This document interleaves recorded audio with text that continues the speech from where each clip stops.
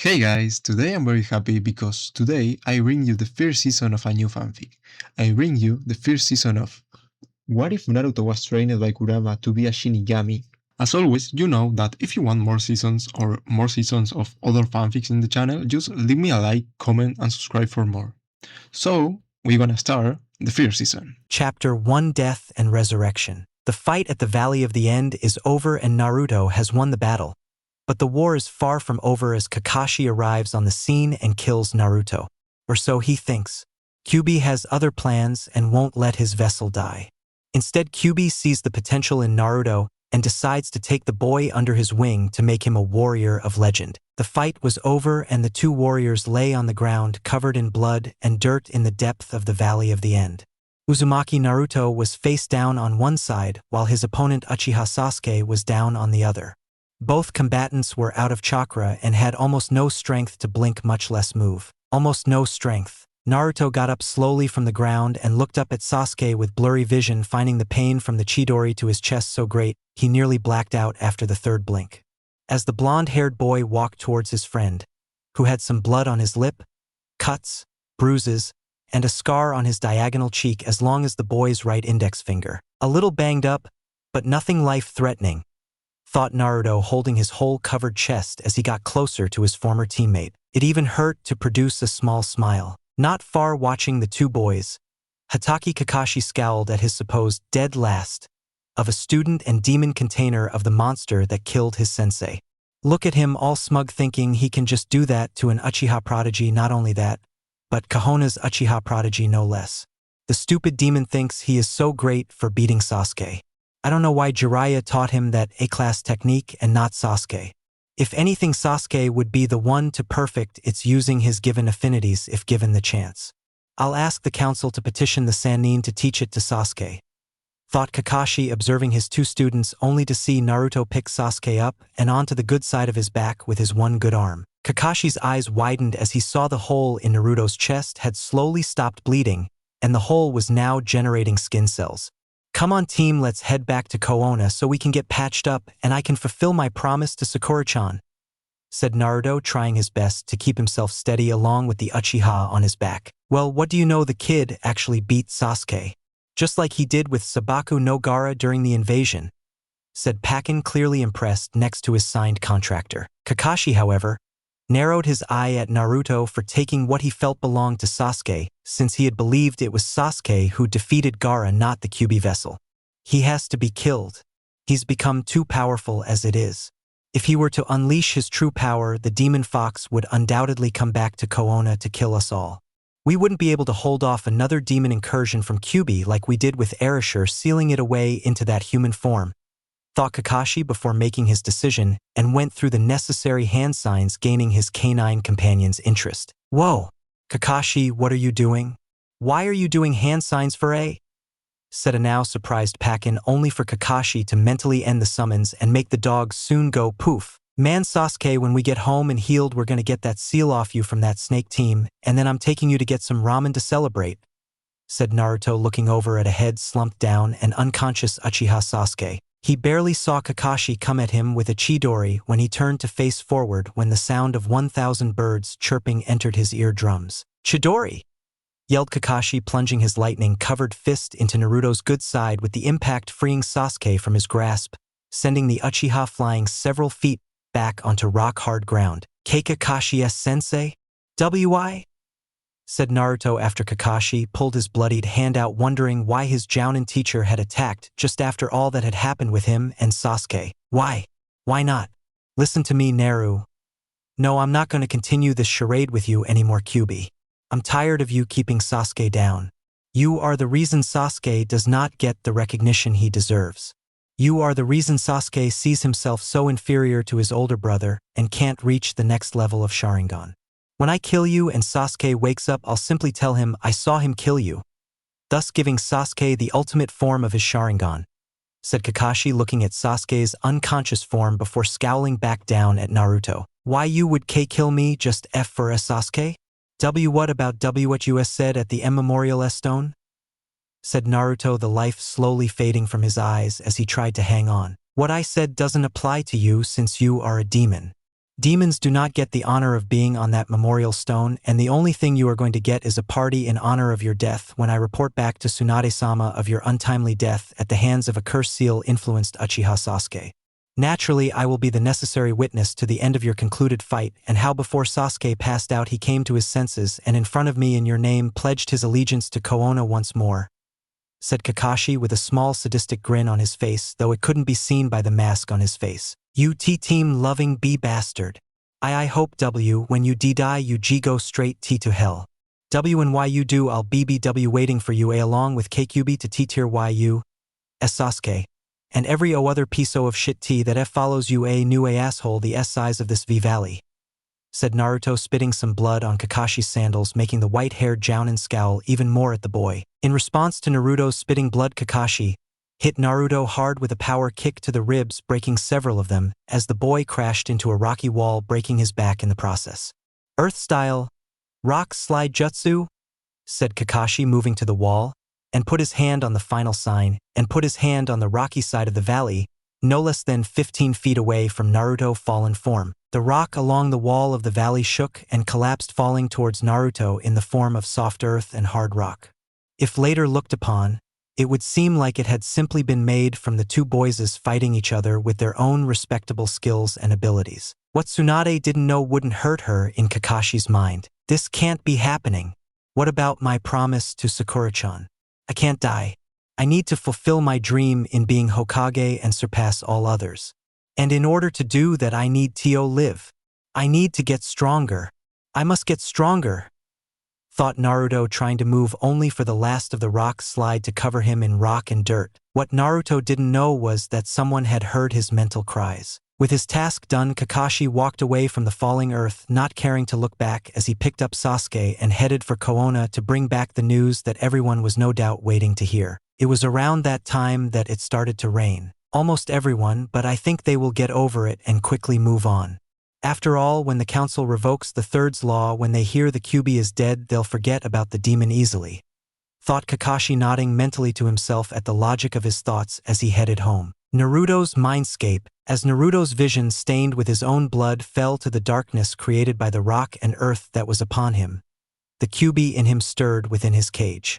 During the battle, the demon fox had been watching the two boys fight, and though the fox didn't like to admit it, the boy had a great deal of promise in him that he had thought was not there at all. Not many kids with an unruly demon inside of them could, with any training and any help from practically everyone, could have fought and won against another person like the Uchiha. A person who was the same age as Naruto with a powerful bloodline and the exact opposite form of life than the other in terms of being raised, taught, the whole 9 yards. As the fox now stared at the form of Naruto within the boy's mind as he lay in the water bloody, unconscious, and slowly dying, the demon fox made a decision that would in his mind change the very course of things in the future.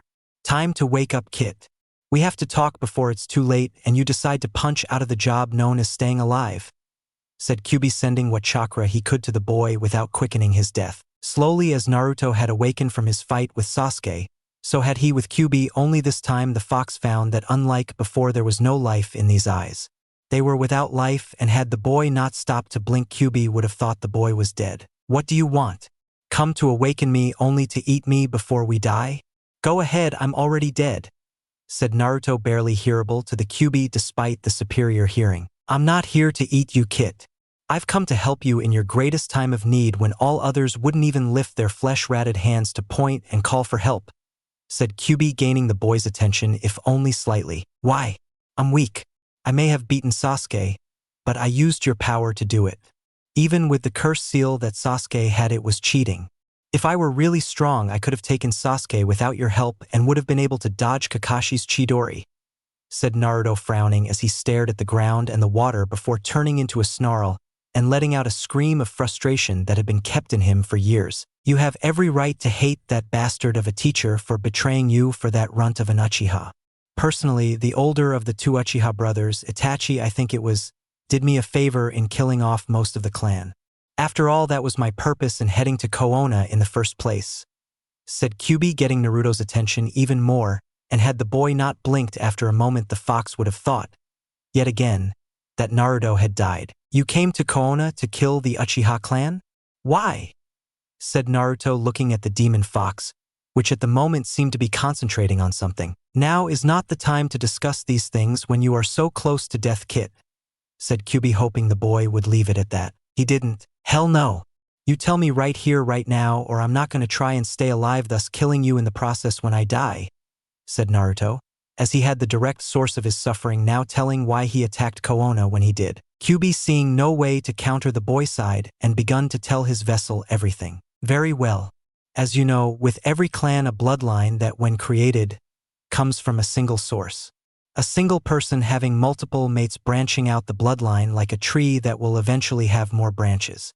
However, the Uchiha clan did not simply have a member simply born with the Sharingan like everyone thinks they did. The first user and founder of the clan that was Uchiha Madara was not always an Uchiha. He was once a member of the Hyuga clan from the branch family as the degrading role as a servant for the main branch of the Hyuga family tree, even though his skills in the arts of gentle fist were better than some of the main house members. However, it was also because of his fighting abilities being so good that they used that cage bird seal on him constantly as a constant reminder of his place in the clan. Even when he was doing his task, the clan elders would use it on him just for kicks to see such a skilled servant bow to their whim. One day the man snapped and ran away from the clan only to run into the cave housing my sleeping form.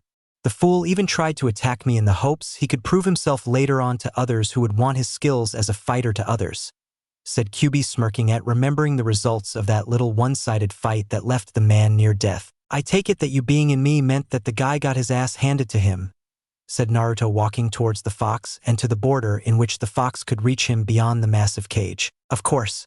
I would have killed the man had I not felt a sliver of pity when I saw his eyes and knew the man wanted to prove himself to others and to rub it into the holier than thou Hyuga clan. I knew from his cage bird seal what part of the clan he belonged to, and with an act of mercy for reasons I still don't understand, I broke the cage bird seal with a stream of my chakra that I sent into him, and to see that the Hyugas couldn't kill him I mutated his eyes into what are now the Sharingan, said Kyubi, remembering how the man was in awe at his newfound power. Man, those elders must have been super pissed, said Naruto, smiling slightly, wishing he could have seen the looks on those old fools. Correct, and they had every intention of killing him, but your Hokage simply told them that since his bloodline was now entirely different, Madara could build his own. That is the single main reason why the Uchihas and Hyugas always seem to try and outdo the other. It's a contest of the old Hyuga blood vs the new mutated Uchiha version, said Kyubi, seeing Naruto nod his head in understanding. Okay, I understand now about the whole rivalry between bloodlines, but what about me and you going on a rampage? Ah yes. As time went by, I kept my eyes on the Uchiha clan just in case this went bad on me and Kami starts pointing the finger at me. Damn all-knowing piece of... That's beside the point. The point is, after a while I saw that the man I gave the Sharingan eyes to was a more evil individual than even me. He had passed on the evil on to all of his descendants, though over the years had watered it down, though they all inherited the arrogance that one gets from having a powerful bloodline. I felt I had to go to Koona and remove the bloodline from their eyes whether they liked it or not. When I headed to them, the head of the clan at the time appeared and hit me with a powerful genjutsu enhanced several times by his Sharingan eyes. It threw me into the rampage to Koona that I am famous, or rather, infamous for, said Kyubi, knowing Naruto could piece the rest of this together since the rest, as was always said, was history. Naruto nodded his head, also understanding that the Uchihas didn't want to lose their precious bloodline, so the head of the Uchiha clan interfered with Kyubi's original intentions. You said you wanted to help me, but how can you help me now when I'm so close to death? Why should I even try to live when practically everyone in Koona wants me dead because of you? Said Naruto, his anger coming back to him full force at those idiots who mistreated him. I want to help you live again, Kit. For too long have I been a curse to you rather than a blessing that I should have been had the village council not been arrogant, said the Kyubi, having been awake just long enough to overhear their arguing over his vessel that fateful night before sleep took him. Flashback 12 years ago. We should kill the creature, said a council member with pink hair while getting cheers from the side that supported it, while the other side yelled at them, with poor Sarutobi in the middle of it all, holding the infant in his arms, not trusting the sleeping baby yet with anyone until he knew who to trust. Unfortunately, there were too few supporters who wanted to honor Arashi's dying wish. Now Haruno-san, let's not be hasty. The demon could be tamed in this form to be our perfect weapon. I have heard some rumors from Suna that their Kage is experimenting with the idea, or soon will be, with his soon-to-be child. Why not turn the creature into a lethal weapon that we can control with a snap of our fingers? Said Danzo, getting some of the group in front of him, interested only for Sarutobi to put his foot down on the idea. Absolutely not. Need I remind all of you that Erashur wished this boy to be seen as a hero, who I remind you used as a sacrifice to seal the demon fox within his stomach. To kill the child, much less use him as a weapon for your own ambitions, goes against what my late successor died for. Said the Sandame, getting nodded support from the other council members that were Hyuga Hayashi, Aburame Shibi, and the old Ino Shikacho group. What are you, a bunch of demon lovers? Said Inuzuka, some growling at the opposition before looking at the baby-sending killer, intent at it, hoping to kill the infant with it. However, Sarutobi had sensed it the moment she looked in his direction at Naruto, and forcefully silenced her with his own before Tsum's own could do anything against the child. There will be none of that, Inuzuka. Try that again and you will be in for a session with Ibiki, and we all know how he can treat those who have animal traits in them. Said the Sandame, making Tsum shiver in fear as she knew that when tortured by Ibiki your enhanced senses were not safe to have. What about the demon boy? Said Yasha Haruno, glaring at the child, though it would not be the last time that happened around the infant. You mean Arashi's son? Said Hayashi, getting looks of surprise and to a degree betrayal from the third, as though it was meant to be a secret. That demon is not the fourth's child. Said Hamura Mitokado, getting a very angry look from his former partner at saying such a thing. Oh? Who else would Erashur use to save us and the rest of the village from the Kyuubi's wrath? Who better to trust this task with than his own son? Said Shibi, seeing the logic behind Arashi's decision to use the boy that was his son. I don't care if he's the son of Kami. He's still a taint on our village, even if what you say is true about him being from the Kazama clan itself. I say that the demon child goes to the orphanage like all the others that lost their parents. Let them deal with the child. With any luck the demon will starve to death, said Yasha Haruno, smirking at the thought, but was silenced by the Akimichi of the Ino Shikacho opposition, as that was one of their worst nightmares to face for their clan. We will compromise. The boy will have his last name changed to Uzumaki and will be put in the village orphanage until he is old enough to live on his own.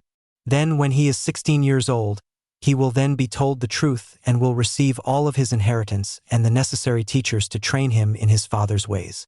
How does that sound? Said Hayashi, as he looked at his fellow council members, who seemed to be in deep thought about it. Very well. 16 years old it is, but if that demon gets out of line even once Hokage-sama, he gets executed regardless of the reason, said Haruno, while mentally smirking, as all she had to do was tell a few hate-filled ANBU what she knew and the kid would be dead within the hour. Even if he's defending himself? Said Shibi, sensing the ill will the pink-haired woman had for the infant. Why not? If we let it defend itself, it sends a poor message we can't control the demon. Said Tsum, though Shikaku shook his head in disagreement. No, it sends a message that we do not honor a hero's dying wish, and that ninjas can just bully the villagers no matter what. It would be a poor message sent by us that could make it hard to get potential clients in the future or favor from our own daimyo, said Shikaku, getting a nod from Shibi, knowing that they were on thin ice, as it was with the man after Toad Sanin was spotted near the man's wife's personal indoor hot spring 4 months ago. Flashback end. After that, the Kyuubi could hear no more, as he barely could on to hold consciousness and soon fell asleep in his cage. The sleep never lasted long though, as he only seemed to be awakening for a moment after several attacks on the boy's life that resulted in villagers and ninja being killed by a demonically enhanced child running on his subconsciousness and primal state while under his influence. Still, in the end it proved to everyone that attacking the boy just proved useless and fatal to those who tried it, much to the annoyance of the council that wanted Naruto dead. Thanks, Kyuubi-sama. Aside from the old man Hokage, the old bat Tsunade, and Hinata-chan, you are the only one to earn my respect, said Naruto, bowing his head in gratitude towards the great fox demon. Hinata-chan? Why do you call her that and not like the other two? Said Kyuubi, only to see Naruto look at him with a small increase of color to his cheeks with life in his eyes yet again, as if her name was all that could. Well, I guess it's because she's always nice. Like when she wanted to help me in the Chunin exams. Then during the prelims she gave me that healing cream. And then before my fight with Niji she told me she believed in me and cheered me on. Also, she doesn't hate me for holding you, even though she will one day when she learns the truth, just like everyone else will when they think I'm dead, said Naruto, with his face losing the color and his eyes becoming dead again, much to the disheartened look on Kyuubi's face. Don't be so sure. I've seen many things in my life and I know this. That girl has a love for you that not even Kami himself could break with all his power. Trust me, when you return to Koona, she will not betray you," said Kyubi, only to see Naruto shaking his head at the last part. "I'm not going back to Koona. That place is filled with sinners, idiots, and corrupt fools that deserve to be devoured by the death god himself," said Naruto, wishing nothing more than to see the looks on their faces the day that happened. "If ever. I didn't mean go back right away, Kit. I meant return to Koona in a few years after you've gotten strong enough to take back the honor that they stole from you, me, and the fourth Hokage," said the Kyubi before his chakra manifested itself around his fox body before shrinking down into a somewhat human form. When the red chakra had cleared Naruto's vision, he saw a man with dark brown reddish hair. His hard-looking eyes were covered with a clear glass visor on his face, and the face itself he noticed had some small facial hair on the lower part of his face. "Is that your human form, Kyubi?" said Naruto, half expecting ears and a tail to go with the black pants and dark brown reddish trench coat-like thing that seemed to be blowing in an unforeseen winds. "Yes. In my many years, I have made travel through the shinobi world even before some villages were first founded. When walking around in villages, I knew that my larger form would frighten them and force them to either run or fight me. This form allows me to act more according to the ways of stealth that all the shinobis of the world pride themselves on having," said Kyubi, walking out of the cage, scaring Naruto almost out of his mind. "Literally. How did you do that?" said Naruto, hoping that his demon guest didn't want to back out and simply possess his vessel's body. "I have always been able to do that, but only for a short time. It was how I was able to help you when you were younger, when you were attacked by villagers and ninja alike," said Kyubi, getting an understanding nod, and now understood why the third had asked him if he remembered anything after the first attack on his life. "Oh, thank you again, Kyubi-sama," said Naruto, bowing his head again to show his appreciation to the demon lord. "Don't call me that," said Kyubi, his eyes hardening at the name everyone kept referring him by, as it was not his true name. Why?" said Naruto, not understanding. "Because that name is not my own. It is not a title I want, nor did I want in the first place, so I cannot be called that anymore. From this day forward, you will call me by my true name," said the demon lord, his cape somehow getting slightly larger than before. "What is your true name?" said Naruto, wanting to know the fox's name so that maybe the two could be friends or even, Kami forbid, a family. "Since you asked, I will tell you. My name is Zangetsu," said Zangetsu, extending his hand towards Naruto, who in response and return took it. "Uzumaki Naruto," said Naruto, smiling at the taller figure, who gave his own. "For now, I can't tell him his true heritage until later.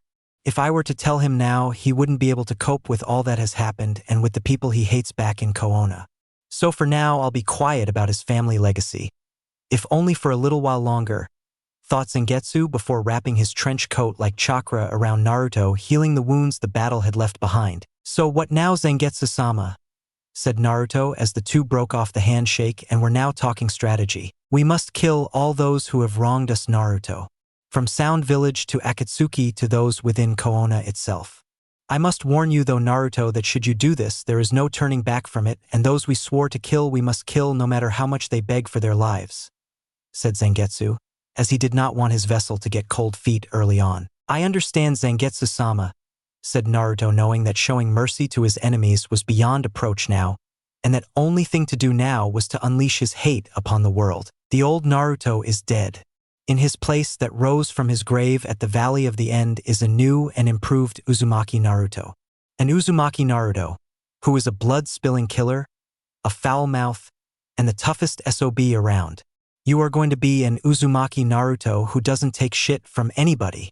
If someone so much as even looks at you the wrong way, you knock them on their ass and into the ground 6 feet under," said Zangetsu, his eyes glowing, and his trench coat-like form now covered Naruto up to his neck. "From this day forward, I pledge my loyalty to you, Zangetsu-sama, and all the knowledge you empower me with," said Naruto, bowing his head, knowing that his old life and dream were dead and that a new was born in its place, to destroy everyone who had wronged him all his life. "Let the bloodbath begin," said Zangetsu, smiling at his protege, knowing they were in for one wild ride and their enemies were about to face their worst nightmare. Kami help all their enemies, because no one else will. Kahona during that time, The people of Koona waited for the team to return only to find that when they did they were worse for wear and some needed to get medical attention right away. As the now battered-up retrieval team came in, people were wondering what became of their prized Uchiha Sasuke and the demon Uzumaki Naruto. If the demon was dead, then a party was in order, but if the Uchiha was dead, then a grand funeral in his honor would have to be prepared for the Sharingan user. "Do you think Sasuke-kun will be okay?" said Ino to Sakura, who waited for the return of their beloved Uchiha. "Of course he is. I made Naruto Baka promise me he would return Sasuke-kun to me, and if he doesn't then I'll just kick the crap out of him for failing," said Sakura, with her inner self fully agreeing with her outer version. "Why you shouldn't be belittle and Naruto-kun like that. He always keeps his promises because it's his and Nindo," said Hinata, also waiting for her champion to return.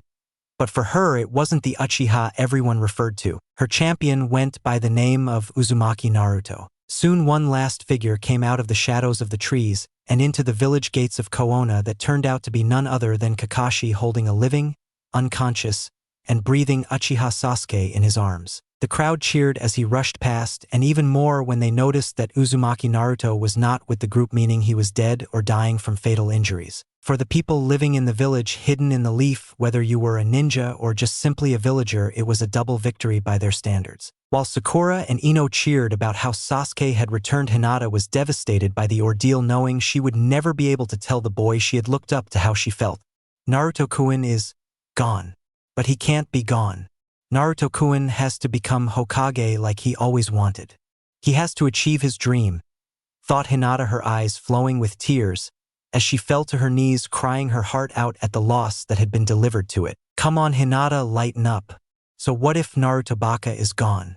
Sasuke is back, and if you are nice, we will let you join us in rebuilding the Uchiha clan with him," said Sakura, as she looked over at Hinata, wondering how the girl could love the ramen addict so much. Yeah, good riddance.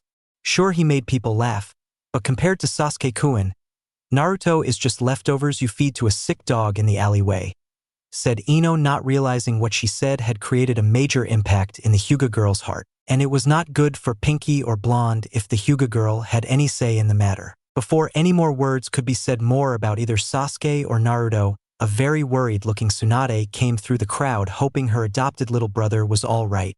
"Kakashi, where is Naruto?" said Tsunade, not seeing him with the group or with the copycat ninja. "Tsunade-sama, I'm sorry to tell you this, but Naruto is dead. Sasuke killed him with a Chidori to the chest while in psychotic episode brought on by the curse seal," said Kakashi, knowing that was the most believable scenario that could have happened during the fighting. "What?"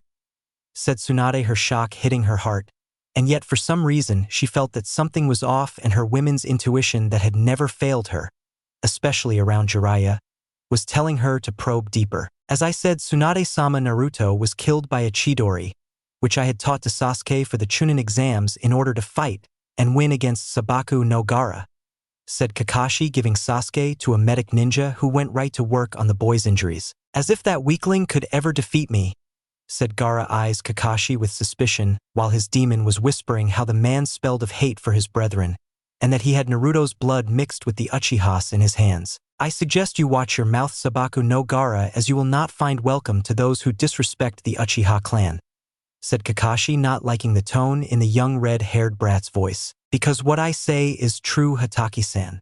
Is it because you don't want me to tell the others just who beat me during the invasion of Koona? The only one to earn my respect was the person who defeated me in combat, and his name is not Uchiha Sasuke," said Gaara, glaring at the Jounin, who in turn glared back. "That's not what the report I was handed says," said Kakashi, wishing this thing like the Kyuubi would just die. "Then your council falsified documents, as I was there and I know who beat me. It was Uzumaki Naruto who beat me. Not that runt of an Uchiha you praise right now despite him being a traitor," said Gaara, getting shocked looks from everyone, though some were more of a look of disbelief than surprise. "Liar. Naruto Baka couldn't fight his way out of a wet academy test," said Sakura, getting several laughs from the crowd as the test scores had been made public every time the boy failed. They would have laughed more had Gaara's sand popped out of his gourd and grabbed Sakura before slamming her into a nearby tree. "When it comes to fighting strong, worthy opponents, I do not lie, you pink-haired whore," said Gaara, letting out a great deal of killer intent at everyone, shutting up their cries for the leaf ninja around them to kill him. As for Ino herself, She was going to retaliate to avenge her friend Sakura, but she was soon knocked out from behind by Hinata, who couldn't stand by and watch Naruto's name be driven through the mud, while the Uchiha was polished like it was a rare jewel. If what you say is true, Hatake, about Naruto being dead, then I will need the one thing I gave him back, said Tsunade, who after watching that little argument between Gaara and Kakashi wasn't so sure of the man's story about how Naruto died. What is that, Hokage-sama? Said Kakashi, slightly surprised the Hokage gave the demon anything at all to hold on to. Wrong answer. Liar! Yelled Tsunade, punching the man through a wall, shocking everyone who saw her do it. Tsunade-sama, why did you do that?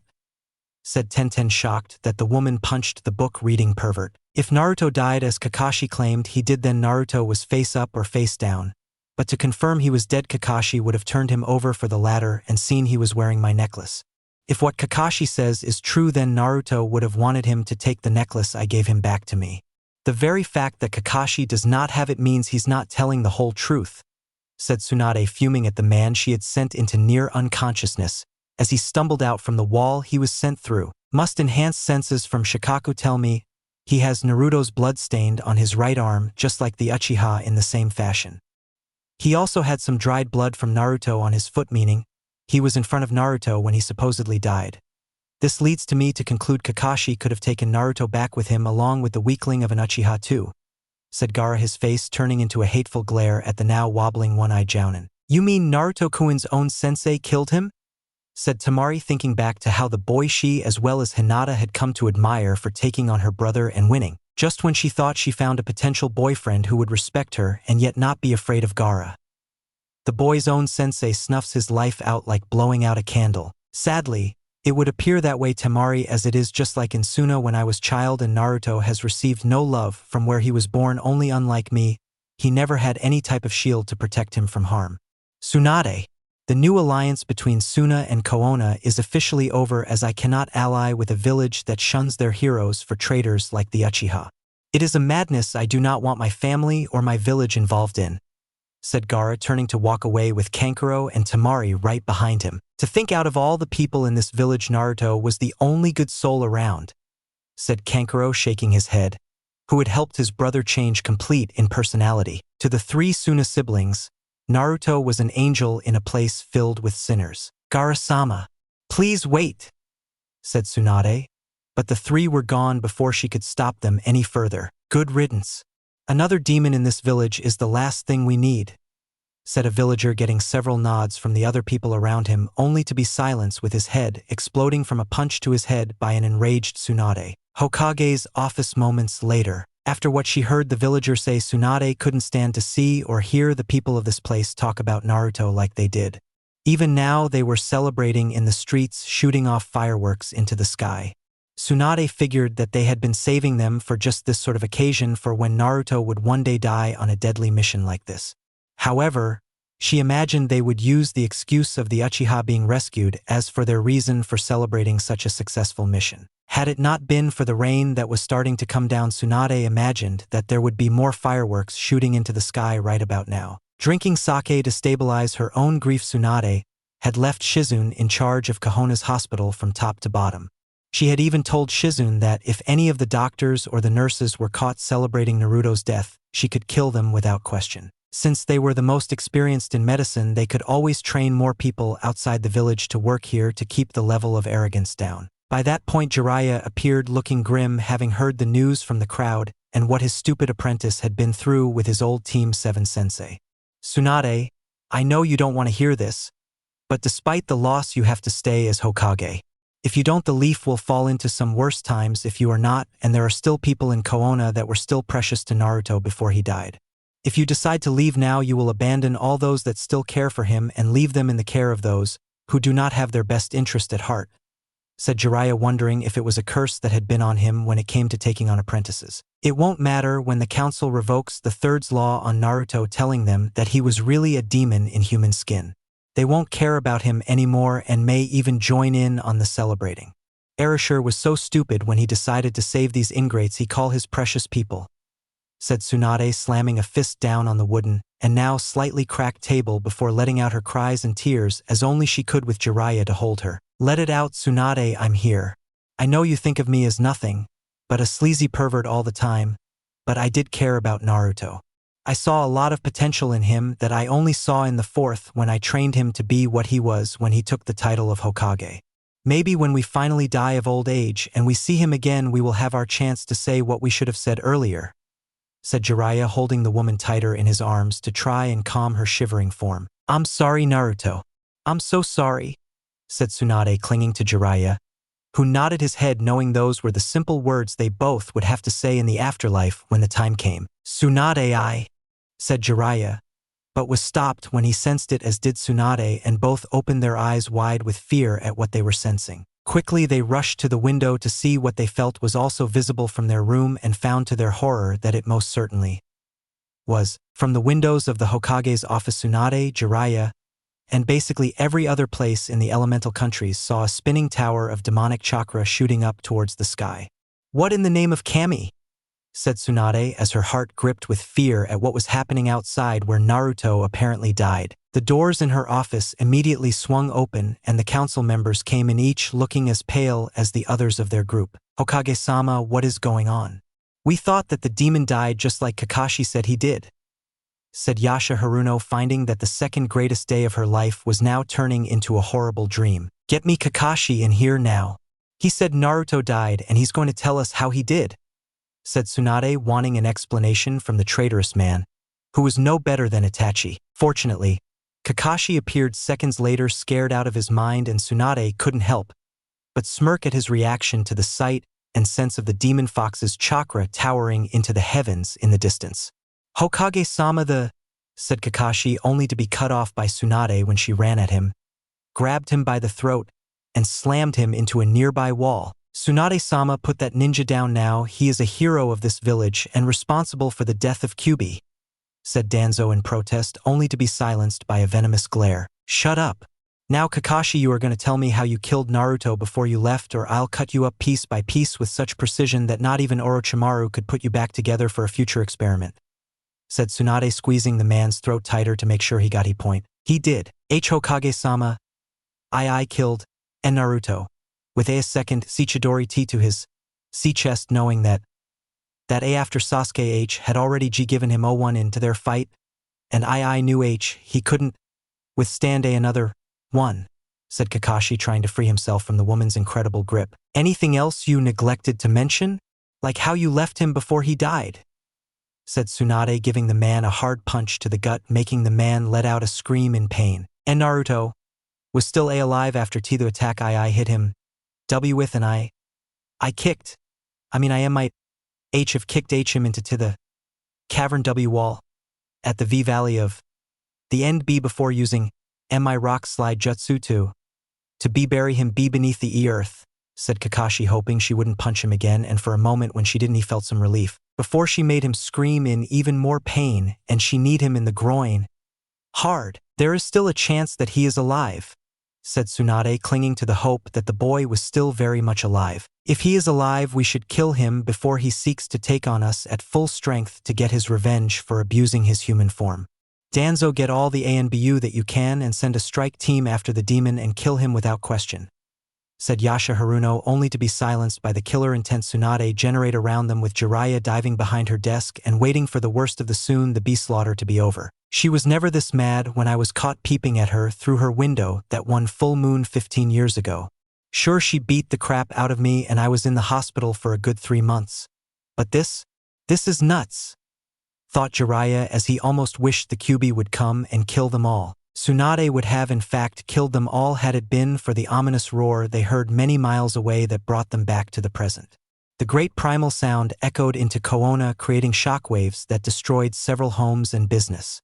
Demonic red lightning struck several places around Koona, destroying them instantly from the sheer intensity of them, causing some panic in the streets. "Oh Kami, are you doing this, Naruto?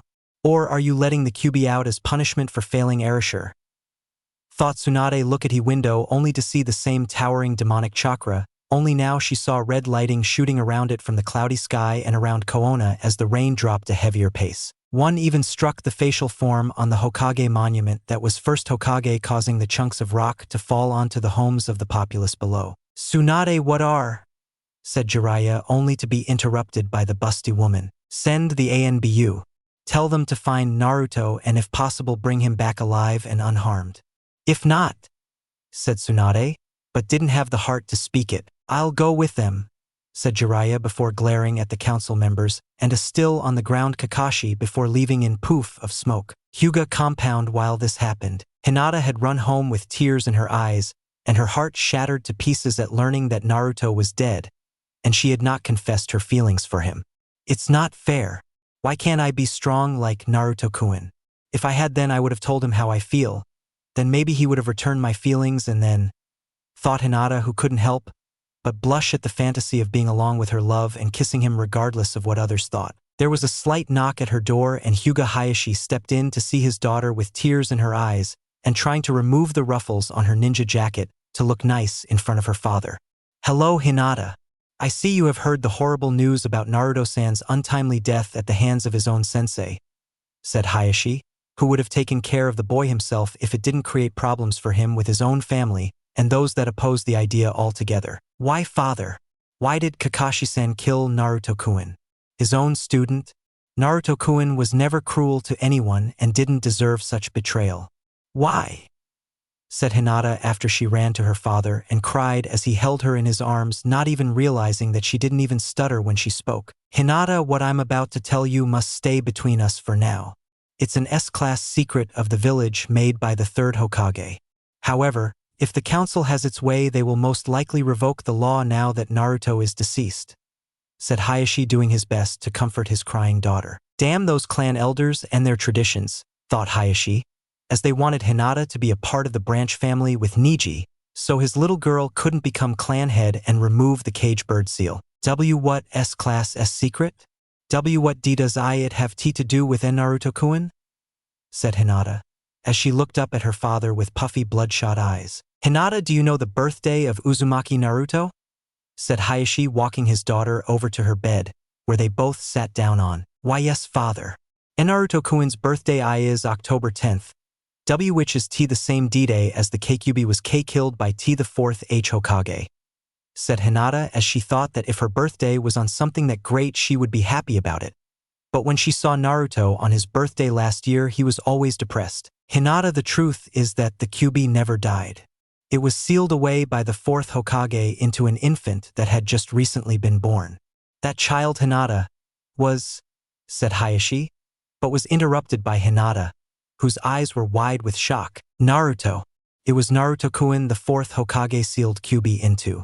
That's the reason why people hate him and try to throw him out of places when he's not around others he trusts. Why I can feel their killer intent aimed at him on his birthday and why he never went to the festival at night, said Hinata, looking at her father, who sadly nodded to her before she threw herself around him yet again. Hinata, I want you to know that Naruto is not the fox demon that everyone thinks he is, despite their own fear and arrogance that plagues them.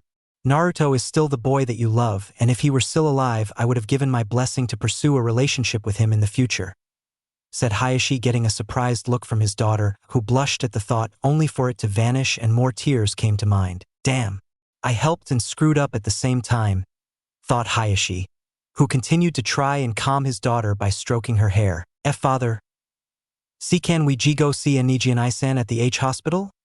Said Hinata, hoping that seeing someone she cares about being alive could help ease the pain, though in her mind she knew the pain would always be an open wound that would never close. After a while they exited the Hyuga compound, only for both of them to see as well as feel the immense demonic chakra in the distance, and soon a great primal roar was heard echoing in the distance from them from the tower of chakra that followed. What power?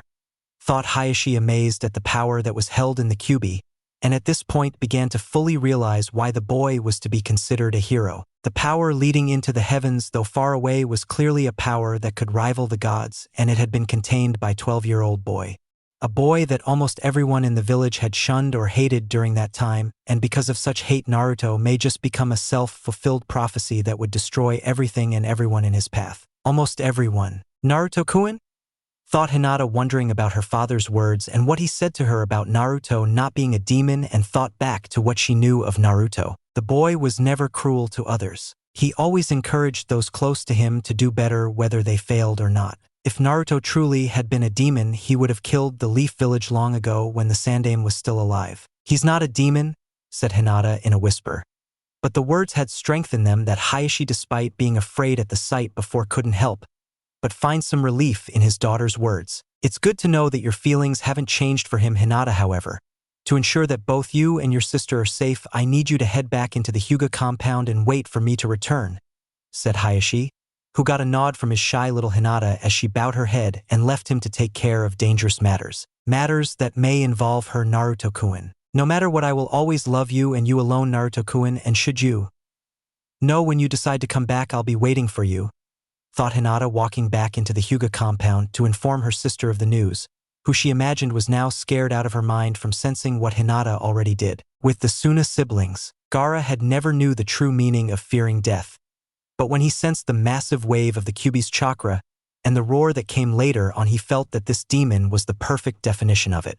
As he looked back, Gaara realized that Naruto may not be as dead as his traitorous sensei claimed he was, or that the fox was free and looking to get a little payback for the abuse his vessel received over the years. Let us hurry to Tsunade. We have preparations to prepare for should the leaf survive, and we need to make sure that all those that were Naruto's friends outside of the leaf know the truth of what happened to him, said Gaara, seeing the clearly pale look on Temari's face and Kankuro's sweaty palms that looked like they had been soaking in a lake. Yes, brother, said Temari and Kankuro, knowing that when the shit hit, or rather if it hit the fan, they wanted to be far away from it as possible. Even if the demon inside Naruto didn't go after Koona or that Naruto was alive, once the word got out what happened with him and the leaf, the things were going to become hectic. In the eyes of the Tsunade sibling, the sins of the people in Koona could not go on without them being punished for it. At the Valley of the End several hours later, the spinning tower of demonic chakra had practically consumed the Valley of the End, covering it in Zangetsu's massive demonic essence.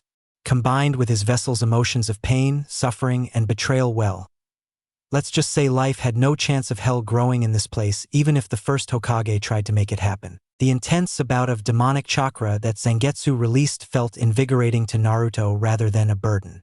Unlike the other times Naruto called on the fox's power, the two were never acting in perfect unison, thus causing problems for the boy. Now handling the demonic fox's chakra in a perfect blend with his own, though extremely difficult, was in fact running quite smoothly. Naruto could feel himself physically changing as he embraced this demonic influence given by Zangetsu, who channeled the chakra with Naruto to make the changes perfect. The first thing he had to do was to make Naruto taller, since the kid was basically at the moment a midget in all but name and needed to grow the height he should have been had he eaten healthy. Naruto, when we are done here, you must travel to Wave Country to pick up some things that will assist you in our travels, said Zangetsu with his body behind Naruto to help the massive amount of chakra to flow without trouble. I understand, Zangetsu-sama, though at the rate I am growing I need new clothes, said Naruto, as he felt his body reach a new height of 5 feet 4 inches, rather than the 4 feet 8 inches that he originally was. You will have such items when this is over, but stay alert as I sense a squad of ANBU and the one you call Ero-Sennin heading our way, said Zangetsu, slightly tired from giving the boy so much power just to be alive and change the boy for the better. Great! Just when things are looking up, I have the super pervert on my ass along with ANBU, who I bet want to kill my ass whether Ero-Sennin is with them or not. I guess when they saw the power you unleashed to help me, Tsunade had to go on the side of caution and send a team to investigate and, if need be, destroy, said Naruto, finding that the same woman he brought back to Koona to be the Hokage had most likely signed his death warrant with those ANBU. The irony of it all. Soon after a good 10 minutes, the storm died down and the Tower of Chakra was no more as it sank back into the seal, and onto Naruto, changing its energy composition to become a set of clothing for him. It was all black with a reddish tint to it, with that same type of billowing cloak-like appearance Zangetsu now has with his. Just as his new clothing finished its manifestation on him, Zangetsu also retreated back to the seal to rest minutes before the ANBU and Jiraiya appeared dressed for battle, though Jiraiya himself looked the same as ever. Naruto? Said Jiraiya, motioning the ANBU squad to keep their distance as to not piss the boy off. How are you, Ero-Sennin? Still getting the crap kicked out of you by the old hag? Said Naruto, his eyes closed as he didn't need to open them just yet. Mind who you talk about, demon, said an ANBU of the group, only to get a glare from Jiraiya that told him to shut up, along with, you're going to get it later. I take it the council that opposes my very existence ordered them to come kill me? Are you here for that too, Ero-Sennin? Was all that you trained me, even for a little while, just some form of humor for you to get your kicks off? Train the little Kyuubi brat for a little while, then ditch him when it was no longer funny? Use him as a running joke, then just backstab him to get back at the Kyuubi in me that helped kill the 4th Hokage? Said Naruto venomously, while frowning heavily with his eyes closed, feeling the depths of his anger awakening again as he spoke. Naruto, it isn't like that. I'm not your enemy, and neither is Tsunade. She cares about you like the 3rd did. Surely you see that, right? Said Jiraiya, hoping the boy would see the truth in his words. What are you wasting your time for, Jiraiya-sama? It's clear by the boy's appearance that the Kyuubi has taken over his mind and body. We need to kill him before he decides to attack us in the village, said another ANBU, reaching behind his back for his sword, only to be stopped by the sudden pressure they all felt from Naruto's killer intent. Listen here, all of you dipshits, and that includes you too, Jiraiya-sama. I am not going to be your little punching bag anymore. Those days are over. From now on, this punching bag is going to do his own bit of punching, only this time to kill, said Naruto, as he opened his eyes, revealing cold red eyes that screamed pain for all that messed with the boy. Jiraiya took a step back, not wanting to feel the boy's wrath, or to at least prove to the boy that he didn't want to fight in anyway. The ANBU, however, well, they took the look from Naruto's eyes and his words as a means of aggression that was against the leaf. Kill the demon? Said the leader of the ANBU before the group of 6 surrounded Naruto, who just stared at Jiraiya, not caring about the other. Tell that old hag and that damned council that every person she sends after me will die, and every time she does, this moment will be the end result if that happens, said a hate-filled Naruto, removing one slightly clawed-looking hand from his cloak and held it firmly above his head, open-palmed. Naruto, wait, said Jiraiya before leaping away as the ANBU just charged forward like the stupid idiots that they were. Demonic art, dome of devastation, said Naruto, as his eyes flashed red for an instant before he was covered in a dome of red chakra that was 20 feet in diameter, killing all in its path. The ANBU were easily disintegrated, while Jiraiya got away with a few scorch marks on his white mane of hair. The dome lasted for about 5 minutes before Naruto retracted it into his palm and looked at the super pervert with hatred that had been bottled up for the 12 years of his life that he hid behind fake smiles and cheers. Naruto, don't do this. I was not sent here to kill you.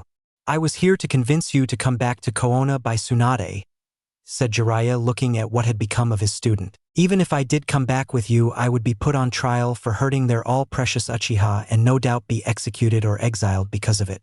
Do you honestly think that I want to go back to being beaten up on my birthday? To be thrown out of shops, or to be charged 3 times the amount for something that has long been rusted or something edible that's expired? 60-year-old homeless people dying from cancer get more mercy than I do in Konoha, so don't go on about how there are people there that care for me, because they don't, said Naruto, sending a wave of chakra at Jiraiya, who was flown back several more feet. Naruto, you idiot, of course there are people who care about you. What about Rock Lee? He wants to fight you once he's healed. What about Hyuga Hinata? She basically, in all sense of the word, loves you, said Jiraiya, who would have said more, but stopped when he realized that Hinata was a taboo name as the ground beneath him started to shake and more hatred poured out of Naruto's eyes. Don't you think I know that? I know she cares about me, but I can't tell her how I feel about her since she'll be a target for being a demon lover. You think her own clan will protect her from the mobs that will form to cleanse her of my demon taint?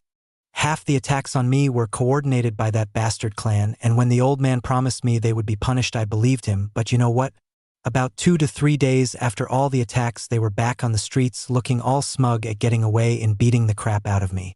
You want to tell me Ero Sennin, who has that pull in politics of Konoha, that have the strength enough to overturn the Hokage's decision? It doesn't take an idiot or a super pervert to know the truth behind what had happened in the days the Sandaime took office again, said Naruto as his chakra and Zangetsus started to swirl around him as he got ready to leave this place. You know the council will send wave after wave of hunter ninja after you, right? They will think the Kyuubi has influenced you to the point where you need to be killed, right? Said Jiraiya, wondering how the hell the 3rd Hokage had let it go this far. Just tell her for every team she sends, have a good supply of body bags ready. If I even decide to leave her with a body. Oh, and the name of my demon sensei is not Kyuubi. It's Zangetsu, said Naruto before the spinning chakra consumed him and left no trace of the boy or where he may have gone. Tsunade is going to kill me, said Jiraiya, shedding a tear before heading back to the Leaf Village, knowing that the next time that Naruto and him meet again, they would no longer be master and apprentice. They were going to be enemies that would have to fight to the death. Preparations. The walk to Wave Country was a little longer than Naruto remembered it was, even with the teleportation jutsu he used to leave the Valley of the End. It had been an entire week before he entered Wave territory, and once he saw the bridge not far off in the distance he knew he was nearly home. If anything, Wave Country had become the place that Koona had long since forgotten it was, or it only pretended to be. Wave Country was the home of heroes. Wave Country was the true home of Uzumaki Naruto. Still, given everything that happened, it would be best if this hero stayed in the shadows a little while longer, thought Naruto, walking towards the bridge. His trench coat morphed slightly to cover most of his head, leaving only the jawline of his mouth. As he walked to the very beginning of the bridge that would allow him access to his home, he saw a plaque with an inscription on the bridge floor. "Welcome to the Great Uzumaki Naruto Bridge, named after the hero who brought light into our dark world and showed a demon that it was okay to care for someone other than yourself. There is more truth in this plaque than Koona will ever know," said Naruto, taking a step over the plaque before walking straight on to see some old friends who could put him up for the night, if just only for the one night. When Naruto arrived at Tsunade's house, he was surprised that nothing changed except a nice garden and small, but noticeable renovation on the side that was clearly meant to house more people. He walked up to the house and saw a small note on the door and began to read it. "Dear whoever reads this, we're in the market area right now, so if you need us, you know where we are. Hope to be back in 30 minutes as of 11:30 a.m. Tsunami, Inari, and Tazuna." So they aren't home yet. This note said as of 11:30 a.m. and it's 11:45 a.m. right now. "I have 15 minutes to kill before they come back, so why not take care of what I have to do now?" said Naruto, as he looked up at the sun to figure out the time and began retracing his steps back to a certain grave he needed to pay his utmost respect for before he did what he had to do. "Cojones at the moment. This outrageous!" yelled Tsunade, slamming her fists into the council meeting room, making a spider web crack from her impact zone to the entire table itself. Things had not been good for the people of Koona during the week. Naruto left not by a long shot, as they were dealt multiple blows to the village. As soon as Gaara returned to Suna, the boy got word of what happened in Koona to the other places that cared about Naruto. It had quite the impact-like effect that Gaara had hoped for. The first was Suna killing the alliance they had with Koona, informing its people exactly how the boy that had changed Gaara for the better had been betrayed by his sensei. The people in Suna were outraged at this. Since the time after the Chunin exams happened, the people had publicly apologized for their behavior to Gaara after things calmed down and they saw the change in the boy. The people of Suna were in full agreement with the new Kazekage that was Gaara, that they unanimously agreed to ban all Leaf Shinobi from their walls regardless if they were dead, dying, or so much offering to sell goods. The second one came an even bigger blow as the daimyo of Wind and Fire heard the news that had been written personally by Gaara himself, explaining how Naruto had the fox demon inside of him, had been abused all his life despite the late fourth Hokage's wishes, how the boy never hurt anyone unless it was self-defense, and how the boy had nearly been killed by his own sensei Hatake Kakashi, who was a student under the fourth Hokage. The two daimyos had been outraged by this since they had been at the Chunin exams and had seen the boy fight with a passion worthy of being called the Will of Fire that the third Hokage always preached about. The daimyo from Wind was now giving his missions he once gave to Koona back to Suna and increased their military budget to that of several times what it once was. The blow to the Leaf Village came as the daimyo from Fire Country decided, until Koona was able to regain its lost fire, that it would have to make do with a devastating budget cut. The third blow came from Spring Country after the princess/actress Yuki changed its name after the seasons became into normal regulation. She had been outraged by how Koona had treated Naruto, and any further missions she wanted to have done on her behalf were give to Suna or Waterfall. She even tore up her contract involving herself in the Ika Ika Paradise movie, saying Koona could find some cheap whore to take her place. Jiraiya had fainted, not believing it was true, only to find out it was after rereading the letter she sent them. The poor super pervert was sent to the hospital for 3 days, suffering a brief heart attack at missing out in having a lovely actress and princess of all things star in his movie. Speaking of the hidden waterfall village, that blow was number 4, as they had put Koona from ally to neutral and bordering on enemy. They claimed that anyone who tries to kill a hero was not worthy of being allied with, and thus Koona was put on notice. The fifth blow came in the form of Wave Country, who had sent a letter to Tsunade that had just arrived for her to show the council members. All of Wave Country had fallen in line with the other places that were close to Naruto and had cut off all trading ties with the Hidden Leaf Village. They now only did business with Suna, Waterfall, and of course Spring Country.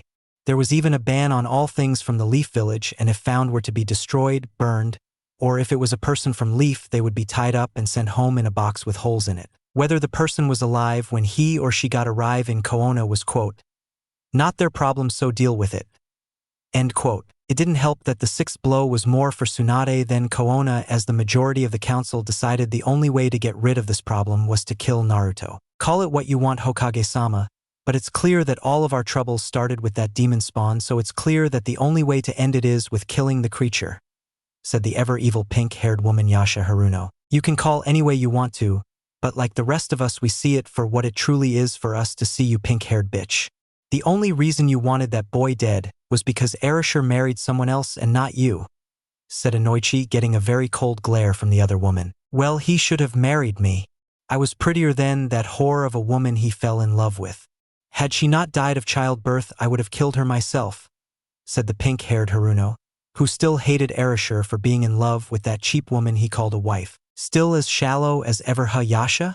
You never did understand the concept between love and simply marrying for status, said Shibi, looking at the group before them, as he had met Arashi's wife, and by no means was she cheap, as the Haruno woman made her sound. That woman was a goddess among women, that men would have sold their souls just to feel her hand touch their faces. At least that was Shibi's opinion anyway. What would you know, Aburame? At least we Harunos can flaunt our beauty in public while you hide yourselves behind those horrible little bug colonies you have growing in your homes. Yasha smirking at the point she mentally received for that insult. Beauty? What beauty? All I see is a shallow woman wearing makeup to hide her ever-growing wrinkles. Plus, it would seem that your daughter acts the same as you did when you were younger, as its clear form the way she's hunting for the Uchiha, said Hayashi, seeing how the Haruno children always acted like their parents when they were younger. I am not old. As for my daughter, she's in love like the rest of the female populace the Uchiha's age, who are after him. What's your point? Said Yasha, clearly upset by the Hyuga's attitude towards her with those damn piercing eyes. My point is, had you been Arashi's wife, we wouldn't be talking about this right now, about Naruto being executed now, would we? Said Nara, as he had found that Naruto's involvement with his son had done wonders for the both of them. Like I would keep the demon child even if he was mine. I would have thrown him into the river to drown so he could sent back to hell, said Yasha, smirking at the joy she felt at finally able to speak clearly on the matter about it without the fear of the third S-class law, since the council majority had revoked and the whole village now knew. As I said, a shallow woman, said Shibi, his bugs buzzing around him, clearly irritated by the hate being generated by this member of the council. Had you all listened to me 12 years ago, the boy would have made an effective weapon for us to wield, but now because of the third's mercy towards the demon, its power will be used against us, said Danzo, getting an agreement from Tsum and to a degree Yasha as well. That demon child beat my son up at the Chunin exams. I demand justice, said Tsum, wanting to tear the boy apart for beating her son and possibly be promoted to Chunin. You can't punish the boy for what happened at the preliminaries just because your son lost to him, said Tsunade finally, though after reading exactly what happened that was involved in Kiba's defeat, she nearly wet herself from too much laughter and too much sake in the process. She had to admit Naruto had a clever imagination when it came to strategy in beating an opponent. I can punish him for being the demon that he is. He shouldn't have taken the Chunin exams, and the only reason he did was because Hataki-san wanted to help Uchiha Sasuke to qualify and reach the rank of Chunin, said Tsum in anger as her clawed hands dug into the table. This is why Koona needs to have the demon killed before his influence from what has happened gets too out of control, said Hamura, with his former teammate Koharu in full agreement with this. I do not approve of such action, and as Hokage I forbid it, said Tsunade, glaring at the fools that would dare to even try and kill Naruto. Even if you don't approve of it, Tsunade, the majority of the council here outnumbers you in this decision, and the hunter ninjas have already been deployed, said Danzo, since Kakashi was as of now sitting in for the Uchiha clan, since even though the eye he possessed was not originally his own, still made him qualified to some degree. I still can't believe that even after learning the truth of Naruto's parentage you would still favor the Uchiha bastard Kakashi, said Tsunade, who was outright furious at the fact that the council gave the man a pardon for removing the demon from Koona. Just because he was the fourth son doesn't mean he still is. Frankly, I owe Obito more than I ever did Erasure, said Kakashi calmly, thinking back to how his sensei told him that the Chidori was a poor substitute for the Rasengan since the white-hair boy that he was back then couldn't master the attempt at it. You narrow-minded fool, said Tsunade, spitting in Kakashi's section of the council table. Enough! Hokage-sama, we have more pressing matters to attend to right now. Like the loyalty of the Uchiha and making him strong enough kill his brother Itachi, said Danzo, knowing that such a thing was in need of handling. The Uchiha should be executed for his treason and his bloodline should die with him, said Tsunade, never liking the Uchihas for all their arrogance. You heard Kakashi, he was under a curse-sealed psychotic episode that was induced by Orochimaru. If we can show Sasuke our power is still stronger than what Orochimaru possesses, we can keep him on our side and away from the snake Sannin, said Hamura, knowing that the only way the boy would get stronger was by giving it to him. You mean stuff him with so many jutsus that Kakashi knows he won't even think of leaving the village. You mean to pamper the Uchiha traitor while the real hero has been exiled in all but name, said Jiraiya, who was beside her, sickened by what he was hearing. Pamper is such a strong word, Jiraiya-sama. We were thinking along the lines of giving the Uchiha prodigy what he wants, said Tsum, smirking at her choice of words. And when you have no more to give him, when Orochimaru can give him jutsus and power outside this village, what then? What happens when all you offer him runs dry and you can't control the weapon you want to make him into? Said Jiraiya, seeing what the fools were doing. A weapon? Oh my, that's not what we're training him to do at all, Jiraiya-sama. We plan on helping the boy achieve the power and recognition a prodigy of his caliber rightfully belongs to a member of the Uchiha clan. We intend for him to be ready to become our 6th Hokage by the time he's 18, said Hamura, shocking the other members of the council along with Tsunade and Jiraiya. And to make this possible, you, Jiraiya-sama, are going to help teach the boy everything that you taught the 4th, including the Rasengan, said Koharu, who saw the furious look on the man's face. Absolutely not. Naruto is my only apprentice and I'll be damned and dead before I teach that spoiled little brat anything, said Jiraiya, who would rather be gay right now than go anywhere near the Uchiha, much less train the kid. You will do as this council orders you to, and that's final, said Hamura, knowing the man, regardless of rank, could not disobey the council that gave it to him. To hell with you and your Uchiha, said Jiraiya before going poof, in front of a very shocked council, who thought the man would follow their orders. Well, if Jiraiya won't teach Sasuke, perhaps Tsunade can teach his teammate Sakura and become her apprentice, said Koharu, looking at the female Hokage, who scowled at her for even suggesting it. Why would I waste my time with that pink-haired whore? Unless it's Uchiha-related or it somehow gets her into his pants, she won't do anything that involves the necessary hard work that is required, said Tsunade, knowing just how Sakura was since her mother was the same. You will teach my daughter or else, said Yasha, only to have the table in front of her shatter and break, causing her to let out a small shriek after Tsunade punched it again. You'll do what exactly? You see this? That is strength I gained from my training and from the war that cost me everything back then. I would rather have my limbs cut off than teach that sniveling little Uchiha loving slut so you can take your orders and shove them up your ass.